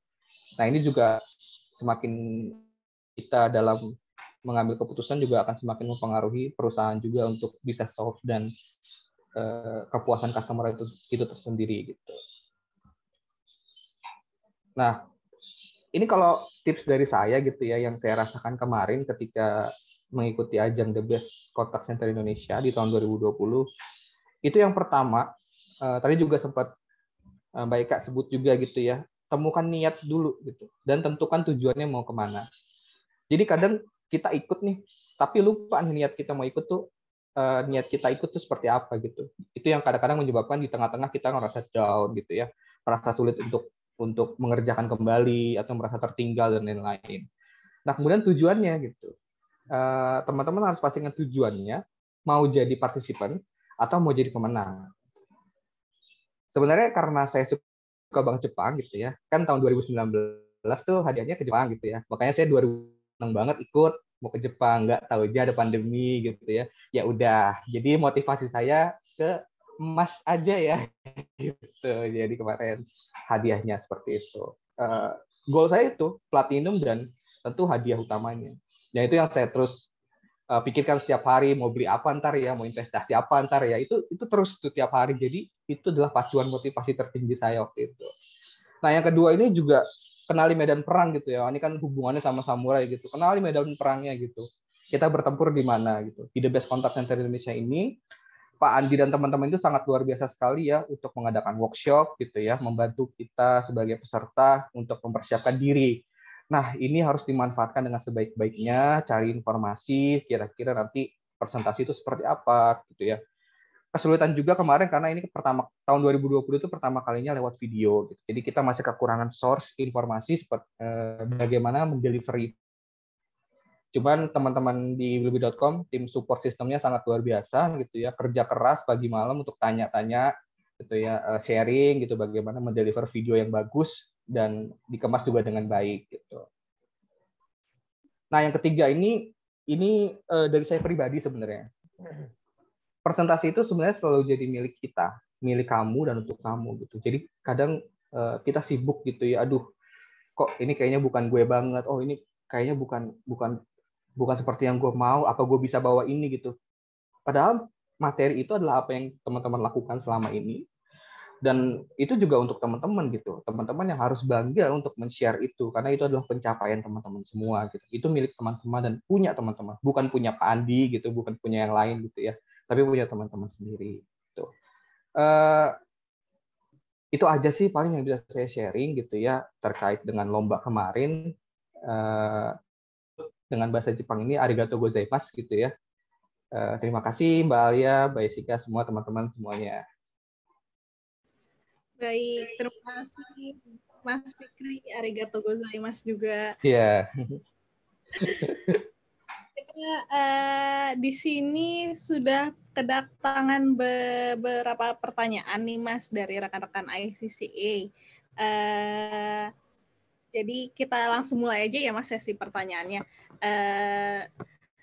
Kita mulai dulu dari pertanyaan Mas Rusdiansyah. Mas Rusdiansyah ini dari perusahaan mana ya, Mas ya? Kalau boleh saya tahu. Mas Rusdiansyah, ada nggak ya? Masih ada nggak ya orangnya di sini? Ya, masih ada orangnya. Kayaknya belum bersedia menjawab. Tapi ada pertanyaan ini dari Mas Rusdiansyah. Bagaimana cara menjaga konsistensi dari agen-agen di Blibli.com yang terkadang ada agen punya masalah pribadi kemudian dibawa-bawa ke pekerjaan. Dan kemudian cara terbaik sebagai team leader dalam menegur ataupun mengingatkan agen-agen yang mungkin tidak sesuai dengan yang kita harapkan. Terima kasih, Mas. Silakan, Mas Fikri. Mas Rusdiansyah ya, terima kasih pertanyaannya. Jadi benar, memang kadang ada agent yang terbawa emosional ya, apalagi kan kalau di Blibli masih muda-muda gitu ya, hubungan percintaan tuh sering sekali masuk ke pekerjaan gitu. Jadi nggak mood gitu ya, tiap hari bengong aja gitu. Itu ada gitu. Nah, kalau saya pribadi gitu ya, saya sih lebih ke arah ajak dia ngobrol gitu. Kadang saya juga bantu solving problemnya. Jadi ya saya juga sebagai tempat curhat mereka gitu ya, tempat curhat mereka. Jadi setelah mereka mencurahkan isi hatinya, menjelaskan ke saya kenapa kendalanya, kalau saya bisa bantu, saya bisa bantu. Gitu. Tapi kalau bantu, saya hanya bisa menempatkan diri sebagai pendengar yang baik. Gitu. Kemudian setelah itu baru saya ingatkan kembali ke dia bahwa saat ini kamu secara profesional sebagai agent Blibli.com gitu ya, dan kamu nggak mungkin bawa ini ke customer gitu. Jangan sampai kesedihan kamu menular ke customer yang lain. Gitu. Nah, kalau kamu butuh waktu gitu ya untuk bisa cooling down, silakan ambil 5 menit atau 10 menit gitu. Nanti saya kasih coklat itu biasanya atau es krim gitu ya biar dia lebih semangat lagi. Karena pendekatan yang saya lakukan gitu ya, teman-teman agent-agent juga merasa saya juga bukan sebagai leader gitu ya, tapi sebagai teman. Jadi mereka mau memahami hal tersebut gitu, dan balik lagi berpikir positif bahwa oh iya gue harus kerja gitu, seperti gue harus bantu customer. Berapa banyak waktu yang terbuang untuk gue bersedih, padahal customer masih banyak butuh bantuan seperti itu. Nah, ada agent tadi ada pertanyaan kedua ya, tidak sesuai harapan saya. Saya punya prinsip bahwa setiap agent itu bisa dibantu atau misalkan bisa dibentuk seperti itu. Kalau ada yang tidak sesuai harapan saya, tinggal saya kaji ulang gitu. Apa treatment saya sudah benar, atau saya salah menilai karakter orang tersebut sehingga ada treatment yang salah gitu. Nah, saya mulai dari nol lagi gitu ya, berangkat dari nol lagi, pengenalan lagi, kemudian saya juga kasih strategi baru lagi seperti itu, supaya agent di periode selanjutnya bisa sesuai harapan saya. Gitu sih Mbak Alia dan Mas Rusdiansyah gitu ya. Ya. Baik, apakah dari Arta Motor Lestari rupanya. Terima kasih Mas atas pertanyaannya. Terima kasih juga Mas Fikri atas jawabannya, luar biasa sekali. Kita lanjut lagi ke pertanyaan berikutnya. Ini ngomongin soal update knowledge nih Mas. Datang dari Rumah Zakat. Jadi Mas Tommy menanyakan untuk knowledge management system yang dimiliki oleh itu sendiri, siapa yang melakukan update knowledge-nya gitu? Dari tim leader-nya kah? Atau ada bagian khusus yang melakukan update knowledge tersebut yang di aplikasinya? Harusnya ada ya Mas di blibli.com aplikasi. Ada. Kemudian mengingat seperti yang Mas disampaikan, cepat sekali perubahan terkait produk promo itu sendiri. Silakan Mas Fikri. Oke. Kan dari tim leader memang untuk melakukan informasi itu lewat email, drop email dari tim promo. Ada satu tim kita yang bertugas khusus untuk menangkap informasi tersebut. Kata-katanya diubah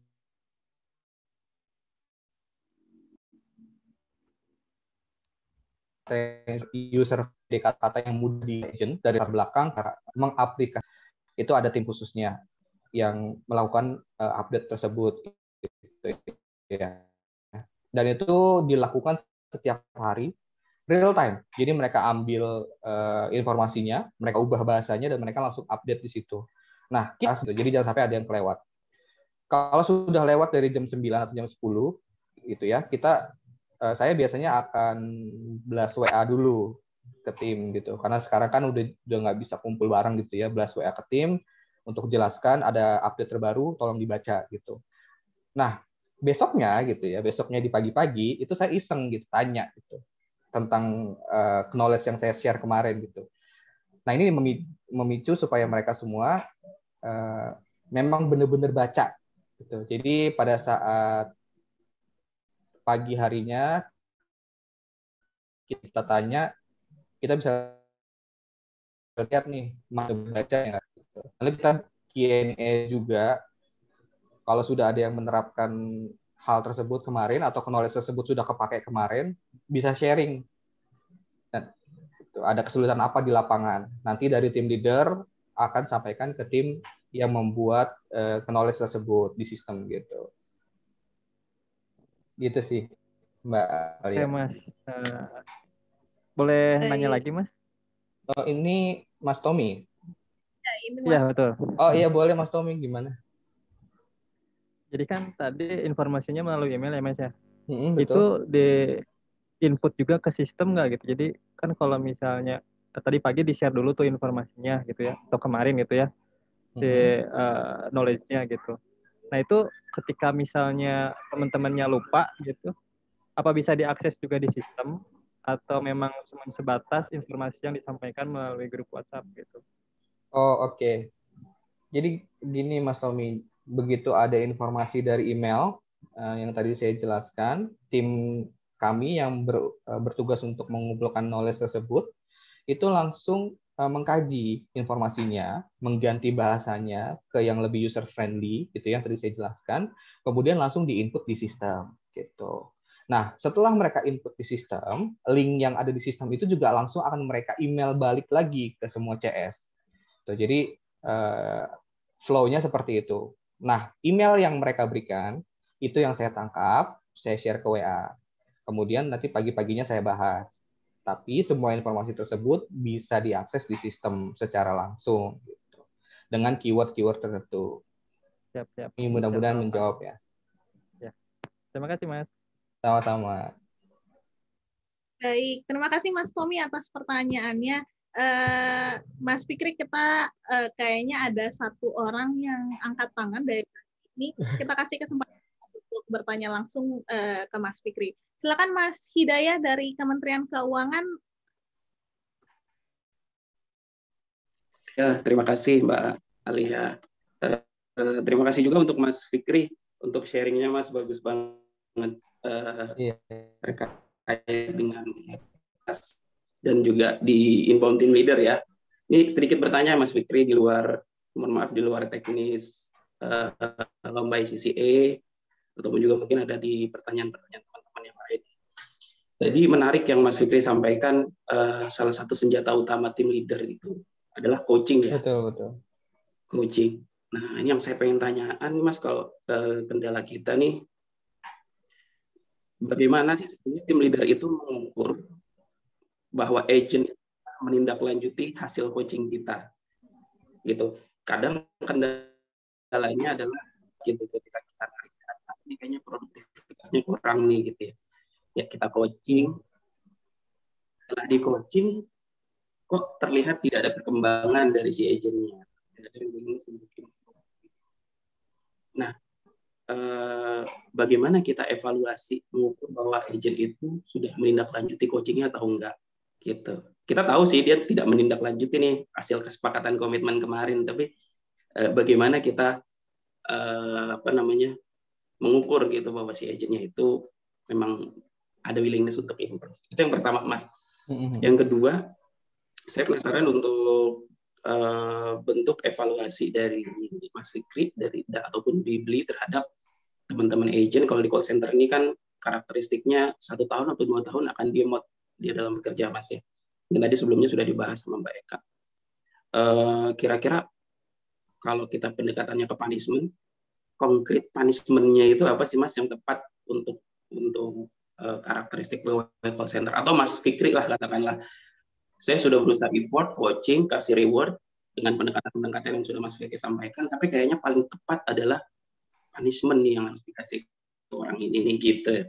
Kira-kira bentuknya itu seperti apa ya Mas Fikri ya? Mungkin bisa di-sharing untuk tips dan trik. Terima kasih banyak untuk jawabannya Mas Fikri.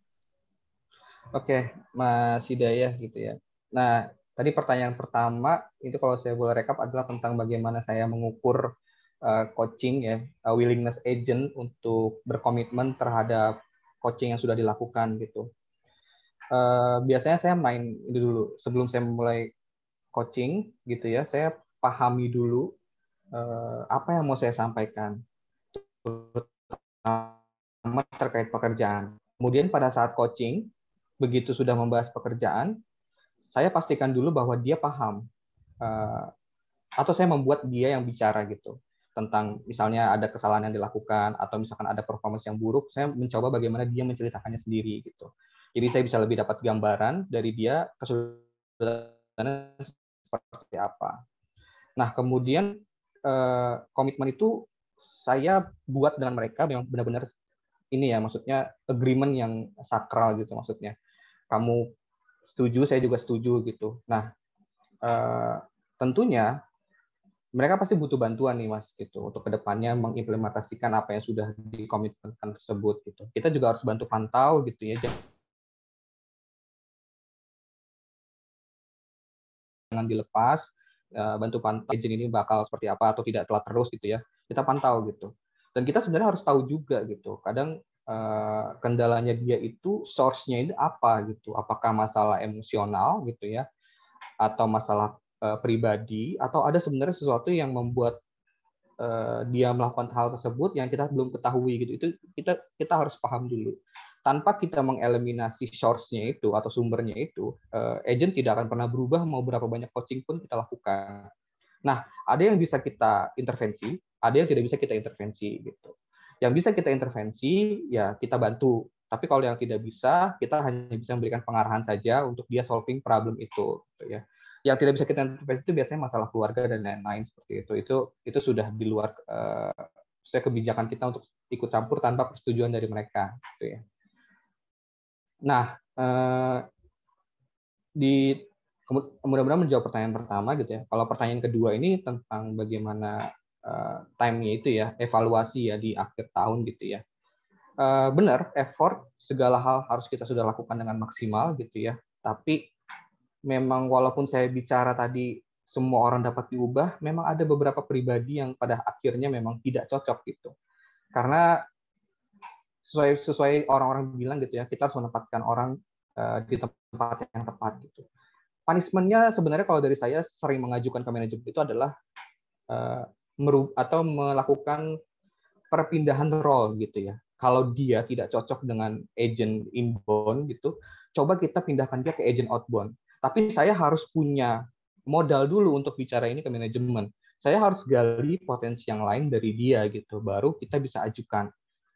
Saya percaya bahwa semua orang punya potensi, tinggal bagaimana cara kita melihatnya. Kalau memang tidak cocok dengan inbound, maka kita akan coba alihkan ke yang lain gitu. Nah, biasanya dari manajemen, kalau reason kita jelas gitu ya, mau menerima hal tersebut dan agent itu akan dicoba dipindahkan ke tempat lain. Tapi kalau misalkan dari manajemen tidak melihat value-nya atau saya gagal mendelivery value orang tersebut, maka punishment-nya akan dikeluarkan seperti itu sih. Itu sudah yang paling akhir gitu ya. Ya, mudah-mudahan menjawab yang Mas Hidayah gitu. Yang di blibli.com sekarang seperti itu. Baik, terima kasih banyak Mas Fikri penjelasannya. Terima kasih Mbak Alia. Ya, sama-sama Mas Hidayah. Rupanya kita ada tambahan pertanyaan lagi nih Mas dari Mbak Asma dari PLN 123. Okay. Selamat siang Mas. Saya ingin bertanya, yang pertama, jika Mas Fikri melakukan kesalahan decision maker dalam menentukan keputusan ya Mas terkait info terbaru yang Blibli yang memang Mas belum mengetahui informasi tersebut, apakah hal yang Mas Fikri akan lakukan? Kemudian kedua, dalam mempersiapkan ICCE 2020, apakah ada kendala yang Mas alami yang bisa Mas sharing kepada kami agar kendala tersebut bisa jadi pembelajaran buat kami? Terima kasih Mas Fikri. Oke, yang pertanyaan pertama dulu tadi ya, untuk kalau saya melakukan kesalahan gitu kalau ada update. Beberapa kali saya akui saya pernah mengalami kesalahan tersebut gitu ya. Kemudian saya belajar bagaimana saya harus benar-benar mengkaji, memahami gitu ya sebelum saya share pengetahuan tersebut. Yang saya lakukan ke teman-teman adalah kalau saya melakukan kesalahan adalah terbuka aja gitu. Karena saya sudah set di awal gitu ya, setiap kali ada agent yang masuk ke tim saya set di awal bahwa kita harus terbuka. Saya berhak untuk melakukan kesalahan juga gitu ya, dan berhak untuk dikritik juga. Jadi teman-teman tidak tertutup, teman-teman juga berani untuk mengutarakan pendapat, sementara saya juga bisa lebih terbuka gitu ya, posisikan diri saya juga sebagai manusia juga dan leader juga gitu. Jadi ketika saya salah ya sudah saya bilang aja sorry, saya ada salah update gitu, langsung revisi semuanya. Nah, kalau ada yang seperti ini tindakannya nggak bisa cuma di WA aja gitu, langsung saya adakan meeting satu juga, cari waktu gitu ya.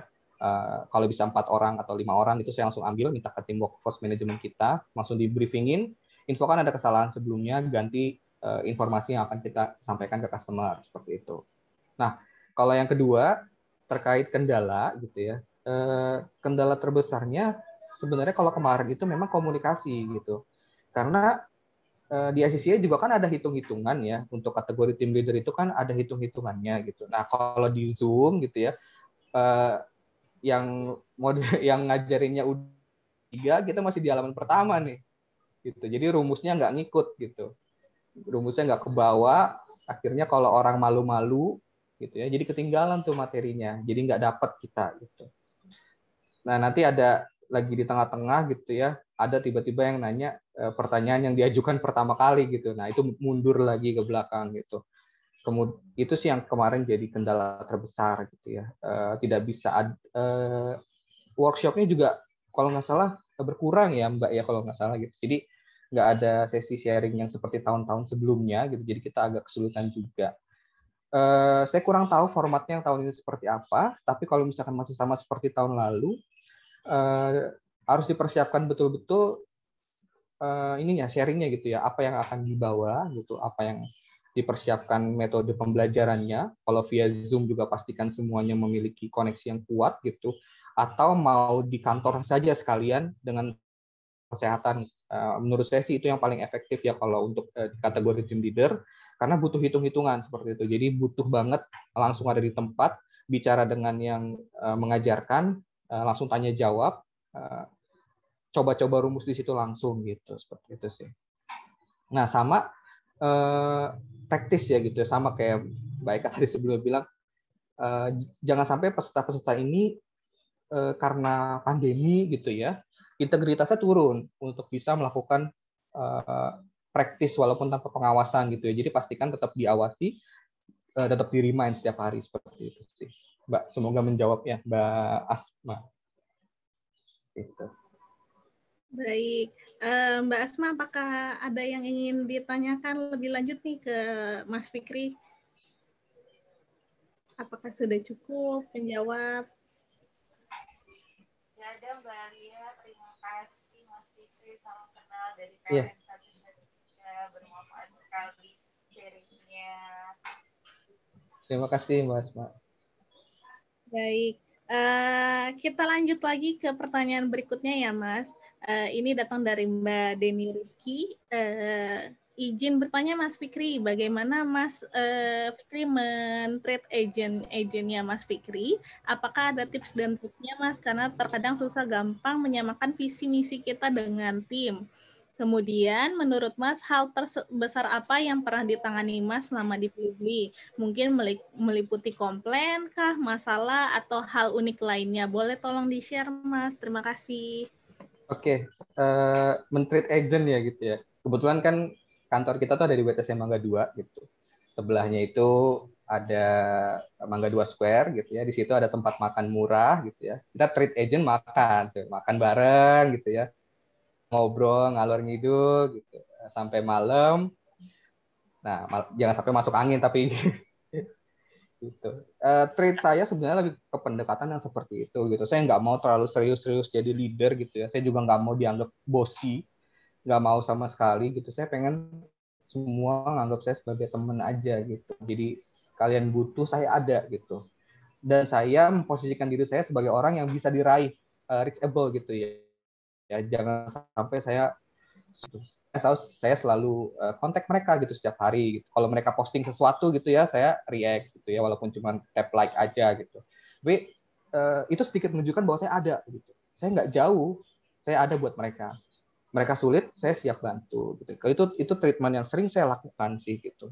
Nah, visi misi itu sering kali saya selipkan di momen-momen yang soft seperti itu gitu ya. Di momen-momen saya lagi makan dengan mereka atau kita lagi ngobrol pada saat break, itu sering saya selipkannya di situ.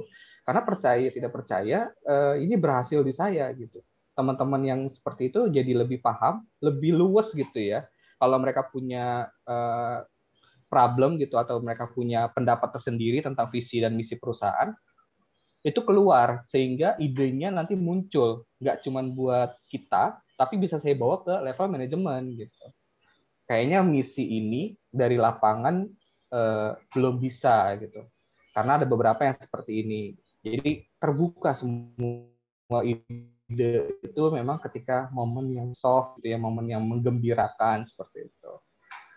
Nah, pertanyaan kedua tadi, ada hal unik atau hal besar apa gitu ya. Kalau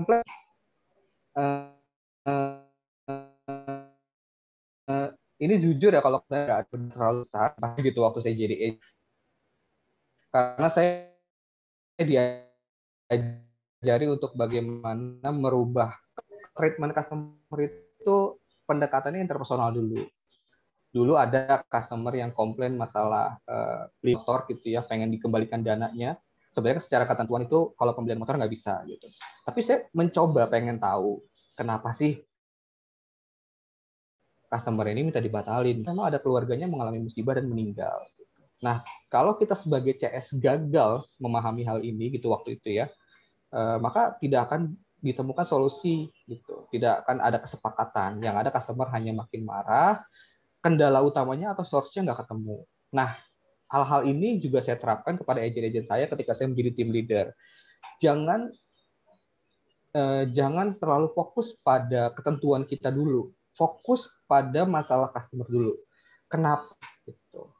Kalau hal unik lain, saya ini aktif juga gitu ya di engagement program.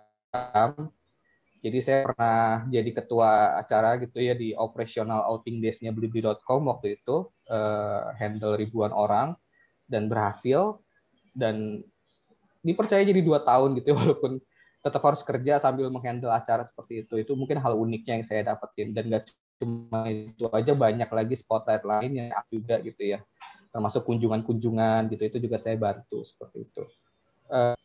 Mungkin menjawab ya Mbak atau Mas Denny ya. Itu sih, Mbak Alia. Baik. Kemudian kita ada pertanyaan lagi nih, Mas, dari Fahriza PLN. Mbak Fahriza ya, kalau kemarin Mbak Fahriza juga nanya ya. Mbak Fahriza dari PLN 123, halo Mas Fikri. Yang pertama, adakah agent yang lack of motivation di blibli.com? Kemudian cara Mas Fikri untuk menghandle member seperti ini seperti bagaimana? Tapi ini kayaknya sebetulnya udah dijelasin secara gamblang ya Mas, tadi sebelumnya di yang sebelumnya. Kemudian yang kedua, mungkin ini yang bisa lebih dijelaskan lebih lanjut nih Mas. Tadi juga sempat dijelaskan kalau saat sharing 70% sharing itu 70% gosip, 30%-nya itu pekerjaan. Untuk hal itu apakah berlaku untuk agent yang introvert? Dari agent-agent milenial meskipun mereka ceria-ceria ya Mas, tapi kan ada dua karakter, introvert dan ekstrovert. Nah, untuk agent introvert ini seperti apa? Silakan Mas. Saya jawab yang pertama juga nggak apa-apa. Motivasi ya, terkait motivasi. Jadi ada fase itu, kalau saya pernah ikut kelas situational leadership gitu ya, ada fase ketika pertama kali agent masuk ke sebuah perusahaan, itu motivasi dan excitement-nya adalah yang paling tinggi gitu ya. Tapi skill-nya memang ada di posisi terendah. Disinilah saya memanfaatkan bagaimana menjaga motivasi mereka dari titik awal itu tidak sampai berkurang drastis ke titik mereka sudah skill-nya tinggi gitu. Cara men-treatnya adalah mengingatkan gitu ya. seiring berjalannya waktu motivasi akan berkurang dengan faktor eksternal, entah itu kesesuaian dengan tim leader, entah itu ada faktor eksternal lain dari jarak juga bisa dan lain-lain gitu ya. Nah, untuk kita menjaga motivasi tetap terjaga, kita nih sebagai leader harus pintar-pintar mengingatkan mereka. Pertama, tetap ingat kamu dulu ada di sini itu motivasinya karena apa. Nah, ini penting ketika agent pertama kali masuk kita harus tahu gitu. Jangan pas udah terlalu dia motivasinya sudah rendah, kita baru tanya gitu kenapa. Tapi pas lagi tinggi-tingginya, kita harus tahu dulu gitu apa saja. Jadi nanti mudah mengingatkannya gitu. Ingat dulu lu semangat banget loh, katanya lu mau nikah kan, kerja di nabung, ayo gitu, semangat gitu, nabungnya. Kalau lu kayak gini nggak nikah-nikah gitu, jadi jomblo terus kan gitu. Nah, itu dia akan, oh iya benar-benar ingat-ingat gitu. Jadi biasanya saya menceritakan seperti itu. Saya nggak boleh kehilangan momen ketika saya tahu dia lagi semangat-semangatnya. Dan saya harus tahu kenapa dia semangat. Jadi ngingetinnya mudah dia nanti. Gitu. Nah, kalau ada orang yang, tadi udah sedikit ini ya, tapi kalau udah ada orang yang kehilangan motivasi ya tinggal kita ingatkan, terus kita lihat motivasi dia itu masih possible atau enggak sih kira-kira sekarang gitu. Kadang kan ada yang memang sudah tidak possible gitu ya. Saya mau membahagiakan ibu saya gitu ya. Kemudian mohon maaf gitu, mungkin ibunya sudah meninggal. Nah, ini bisa jadi kehilangan motivasi nih. Nah, ini harus ditransfer nih motivasinya gitu. Jadi motivasi itu kalau bisa jangan cuma satu, tapi ada beberapa. Nah, kita itu perlu ngobrol gitu. Kamu kira-kira sekarang masih ada siapa gitu ya. Ya bentuk bakti kamu ke ibu kamu adalah sekarang mungkin dengan membiayai adik kamu gitu. Itu kita bisa transfer seperti itu. Nah, 70% gosip, 30% pekerjaan. Iya benar sih, emang banyak kan gosip sih mbak kita ya, anak-anak lambe dulu gitu. Jadi introvert dan extrovert pada saat sharing tidak saya beda-bedakan. Tapi afternya yang saya bedakan. Sharing itu nggak cuma saya sekedar hahaha hihi saja, tapi saya juga lihat expressionnya mereka gitu. Mereka paham atau tidak, mereka menerima ini atau tidak, bercandaan ini cocok tidak dengan dia gitu ya. Kemudian nanti saya bahas gitu, terpisah. Kalau memang ada yang tidak suka, ada yang memang butuh pendekatan lebih, itu nanti di momen terpisah gitu. Jadi ada anak extrovert juga di tim saya waktu itu, laki-laki gitu ya, agak susah didekati, tapi seiring berjalannya waktu, ketika saya sudah menemukan hobinya dia gitu ya, masuk saja gitu, masuk aja. Dan di sharing itu kan hobi dia gitu ya. Jadi dia merasa ada di situ gitu, dan dia merasa bagian dari itu semua gitu sih paling. Mudah-mudahan menjawab ya Mbak. Baik, apakah sudah cukup menjawab Mbak Fahriza? Kalau ada yang mau didiskus, silakan saya kasih kesempatan sebelum. Oh, katanya terima kasih Mas Fikri. Oh, ini makin siang makin semangat kayaknya Mbak ya, banyak. Ya ini banyak. Coba saya cek. Oh, Mbak Asma hanya tulis tadi jawaban dari Mas Fikri. Sebelum saya tutup, saya kasih kesempatan untuk satu orang yang ingin bertanya secara langsung kepada Mas Fikri. Silakan. Mungkin ada yang ingin bertanya nih. Mbak Alia boleh tanya. Oh, silakan Mas Fikri. Silakan perkenalkan nama. Open mic aja ya Mbak Alia. Boleh. Baik. Terima kasih. Salam kenal Mas Fikri, Jafri Mas dari PLN 123. Salam kenal Mas Jafri. Mas Fikri tanya, begini ya, kita kan ada target dari atasan gitu ya. Betul. Nah, mungkin saya sedikit minta tips nih dari Mas Fikri, bagaimana mendeliver target-target tersebut ke teman-teman kita gitu ya, dalam tim kita, yang itu notabene bisa diterima oleh teman-teman kita gitu. Tapi mungkin secara mungkin begini ya, secara kita berpikir bahwa oh ya nih target ini sulit sekali gitu untuk mencapainya, tapi mungkin dari atasan tetap harus mendeliver itu, harus bisa mencapai itu. Nah itu gimana kita tipsnya untuk menyampaikan ke teman-teman nih?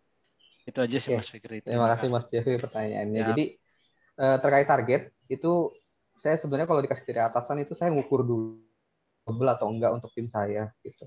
Saya lihat saya kan harus paham dulu ya kemampuan agent-agent saya itu udah di level apa. Kemudian ketika dikasih target atau project itu saya ukur dulu nih achievable atau enggak gitu. Karena yang paling tahu tim kita itu adalah tim leadernya gitu. Nah, setelah kita tahu kalau ini achievable di level sulit gitu ya. Saya ambil di level sulit. Maka kita harus memikirkan strateginya ke masing-masing agent itu seperti apa. Karena dalam melaksanakannya kadang tidak bisa semua dipukul rata gitu ya. Kerjakan seperti ini, itu instruksinya itu tidak bisa satu gitu ya. Tapi kalau kita punya 10 agent, kadang ada beberapa yang perlu ditreatment khusus dalam memberikan instruksi gitu, sehingga mereka paham dan tahu bagaimana cara mencapai target tersebut. Kemudian yang kedua adalah controlling gitu ya. Faktor eksternal itu selalu ada. Tapi kalau kita sudah berhasil mengeliminasi faktor internal di fase pertama, ketika kita memberikan instruksi, faktor eksternal ini kita gitu. Kita pastikan jangan sampai faktor eksternal ini melebihi atau sudah uncontrol gitu ya, mempengaruhi pekerjaannya dia gitu. Kalau saya sih sebenarnya di dua ini aja sih gitu. Jadi bagaimana kita memberikan instruksi secara tepat kepada masing-masing personal agent sesuai dengan karakteristik dia, kemudian strateginya seperti apa untuk mencapai target tersebut. Kalau sudah ada strategi, sudah kita monitoring juga bagaimana perkembangannya, maka kita akan lakukan evaluasi. Kalau belum tercapai, kita akan lakukan evaluasi apakah ada strategi yang salah atau tidak. Seperti itu sih, Mas Jeffrey. Begitu ya Mas Fikri. Berarti pendalaman karakter itu jadi yang utama ya dalam mendeliver target tersebut ya? Betul. Saya sendiri ketika pertama kali menerima agent itu memang sudah mentargetkan harus tahu benar-benar dia tuh seperti apa gitu. Karena semakin kita paham seseorang ini akan bergeraknya seperti apa dan digerakkannya dengan cara bagaimana, semakin menerapkan target perusahaan keluar dengan sendirinya gitu. Bahkan kadang saya lempar target, orang itu akan bicara, oke, gue harus begini, gini untuk mencapai target lubang gitu. Misal seperti itu sih, Mas Jafri. Siap, terima kasih Mas Fikri. Sama-sama Mas Jafri. Baik, terima kasih Mas Jeffrey atas pertanyaannya. Saya masih kasih kesempatan satu lagi kalau mungkin ada yang mau bertanya sebelum saya tutup.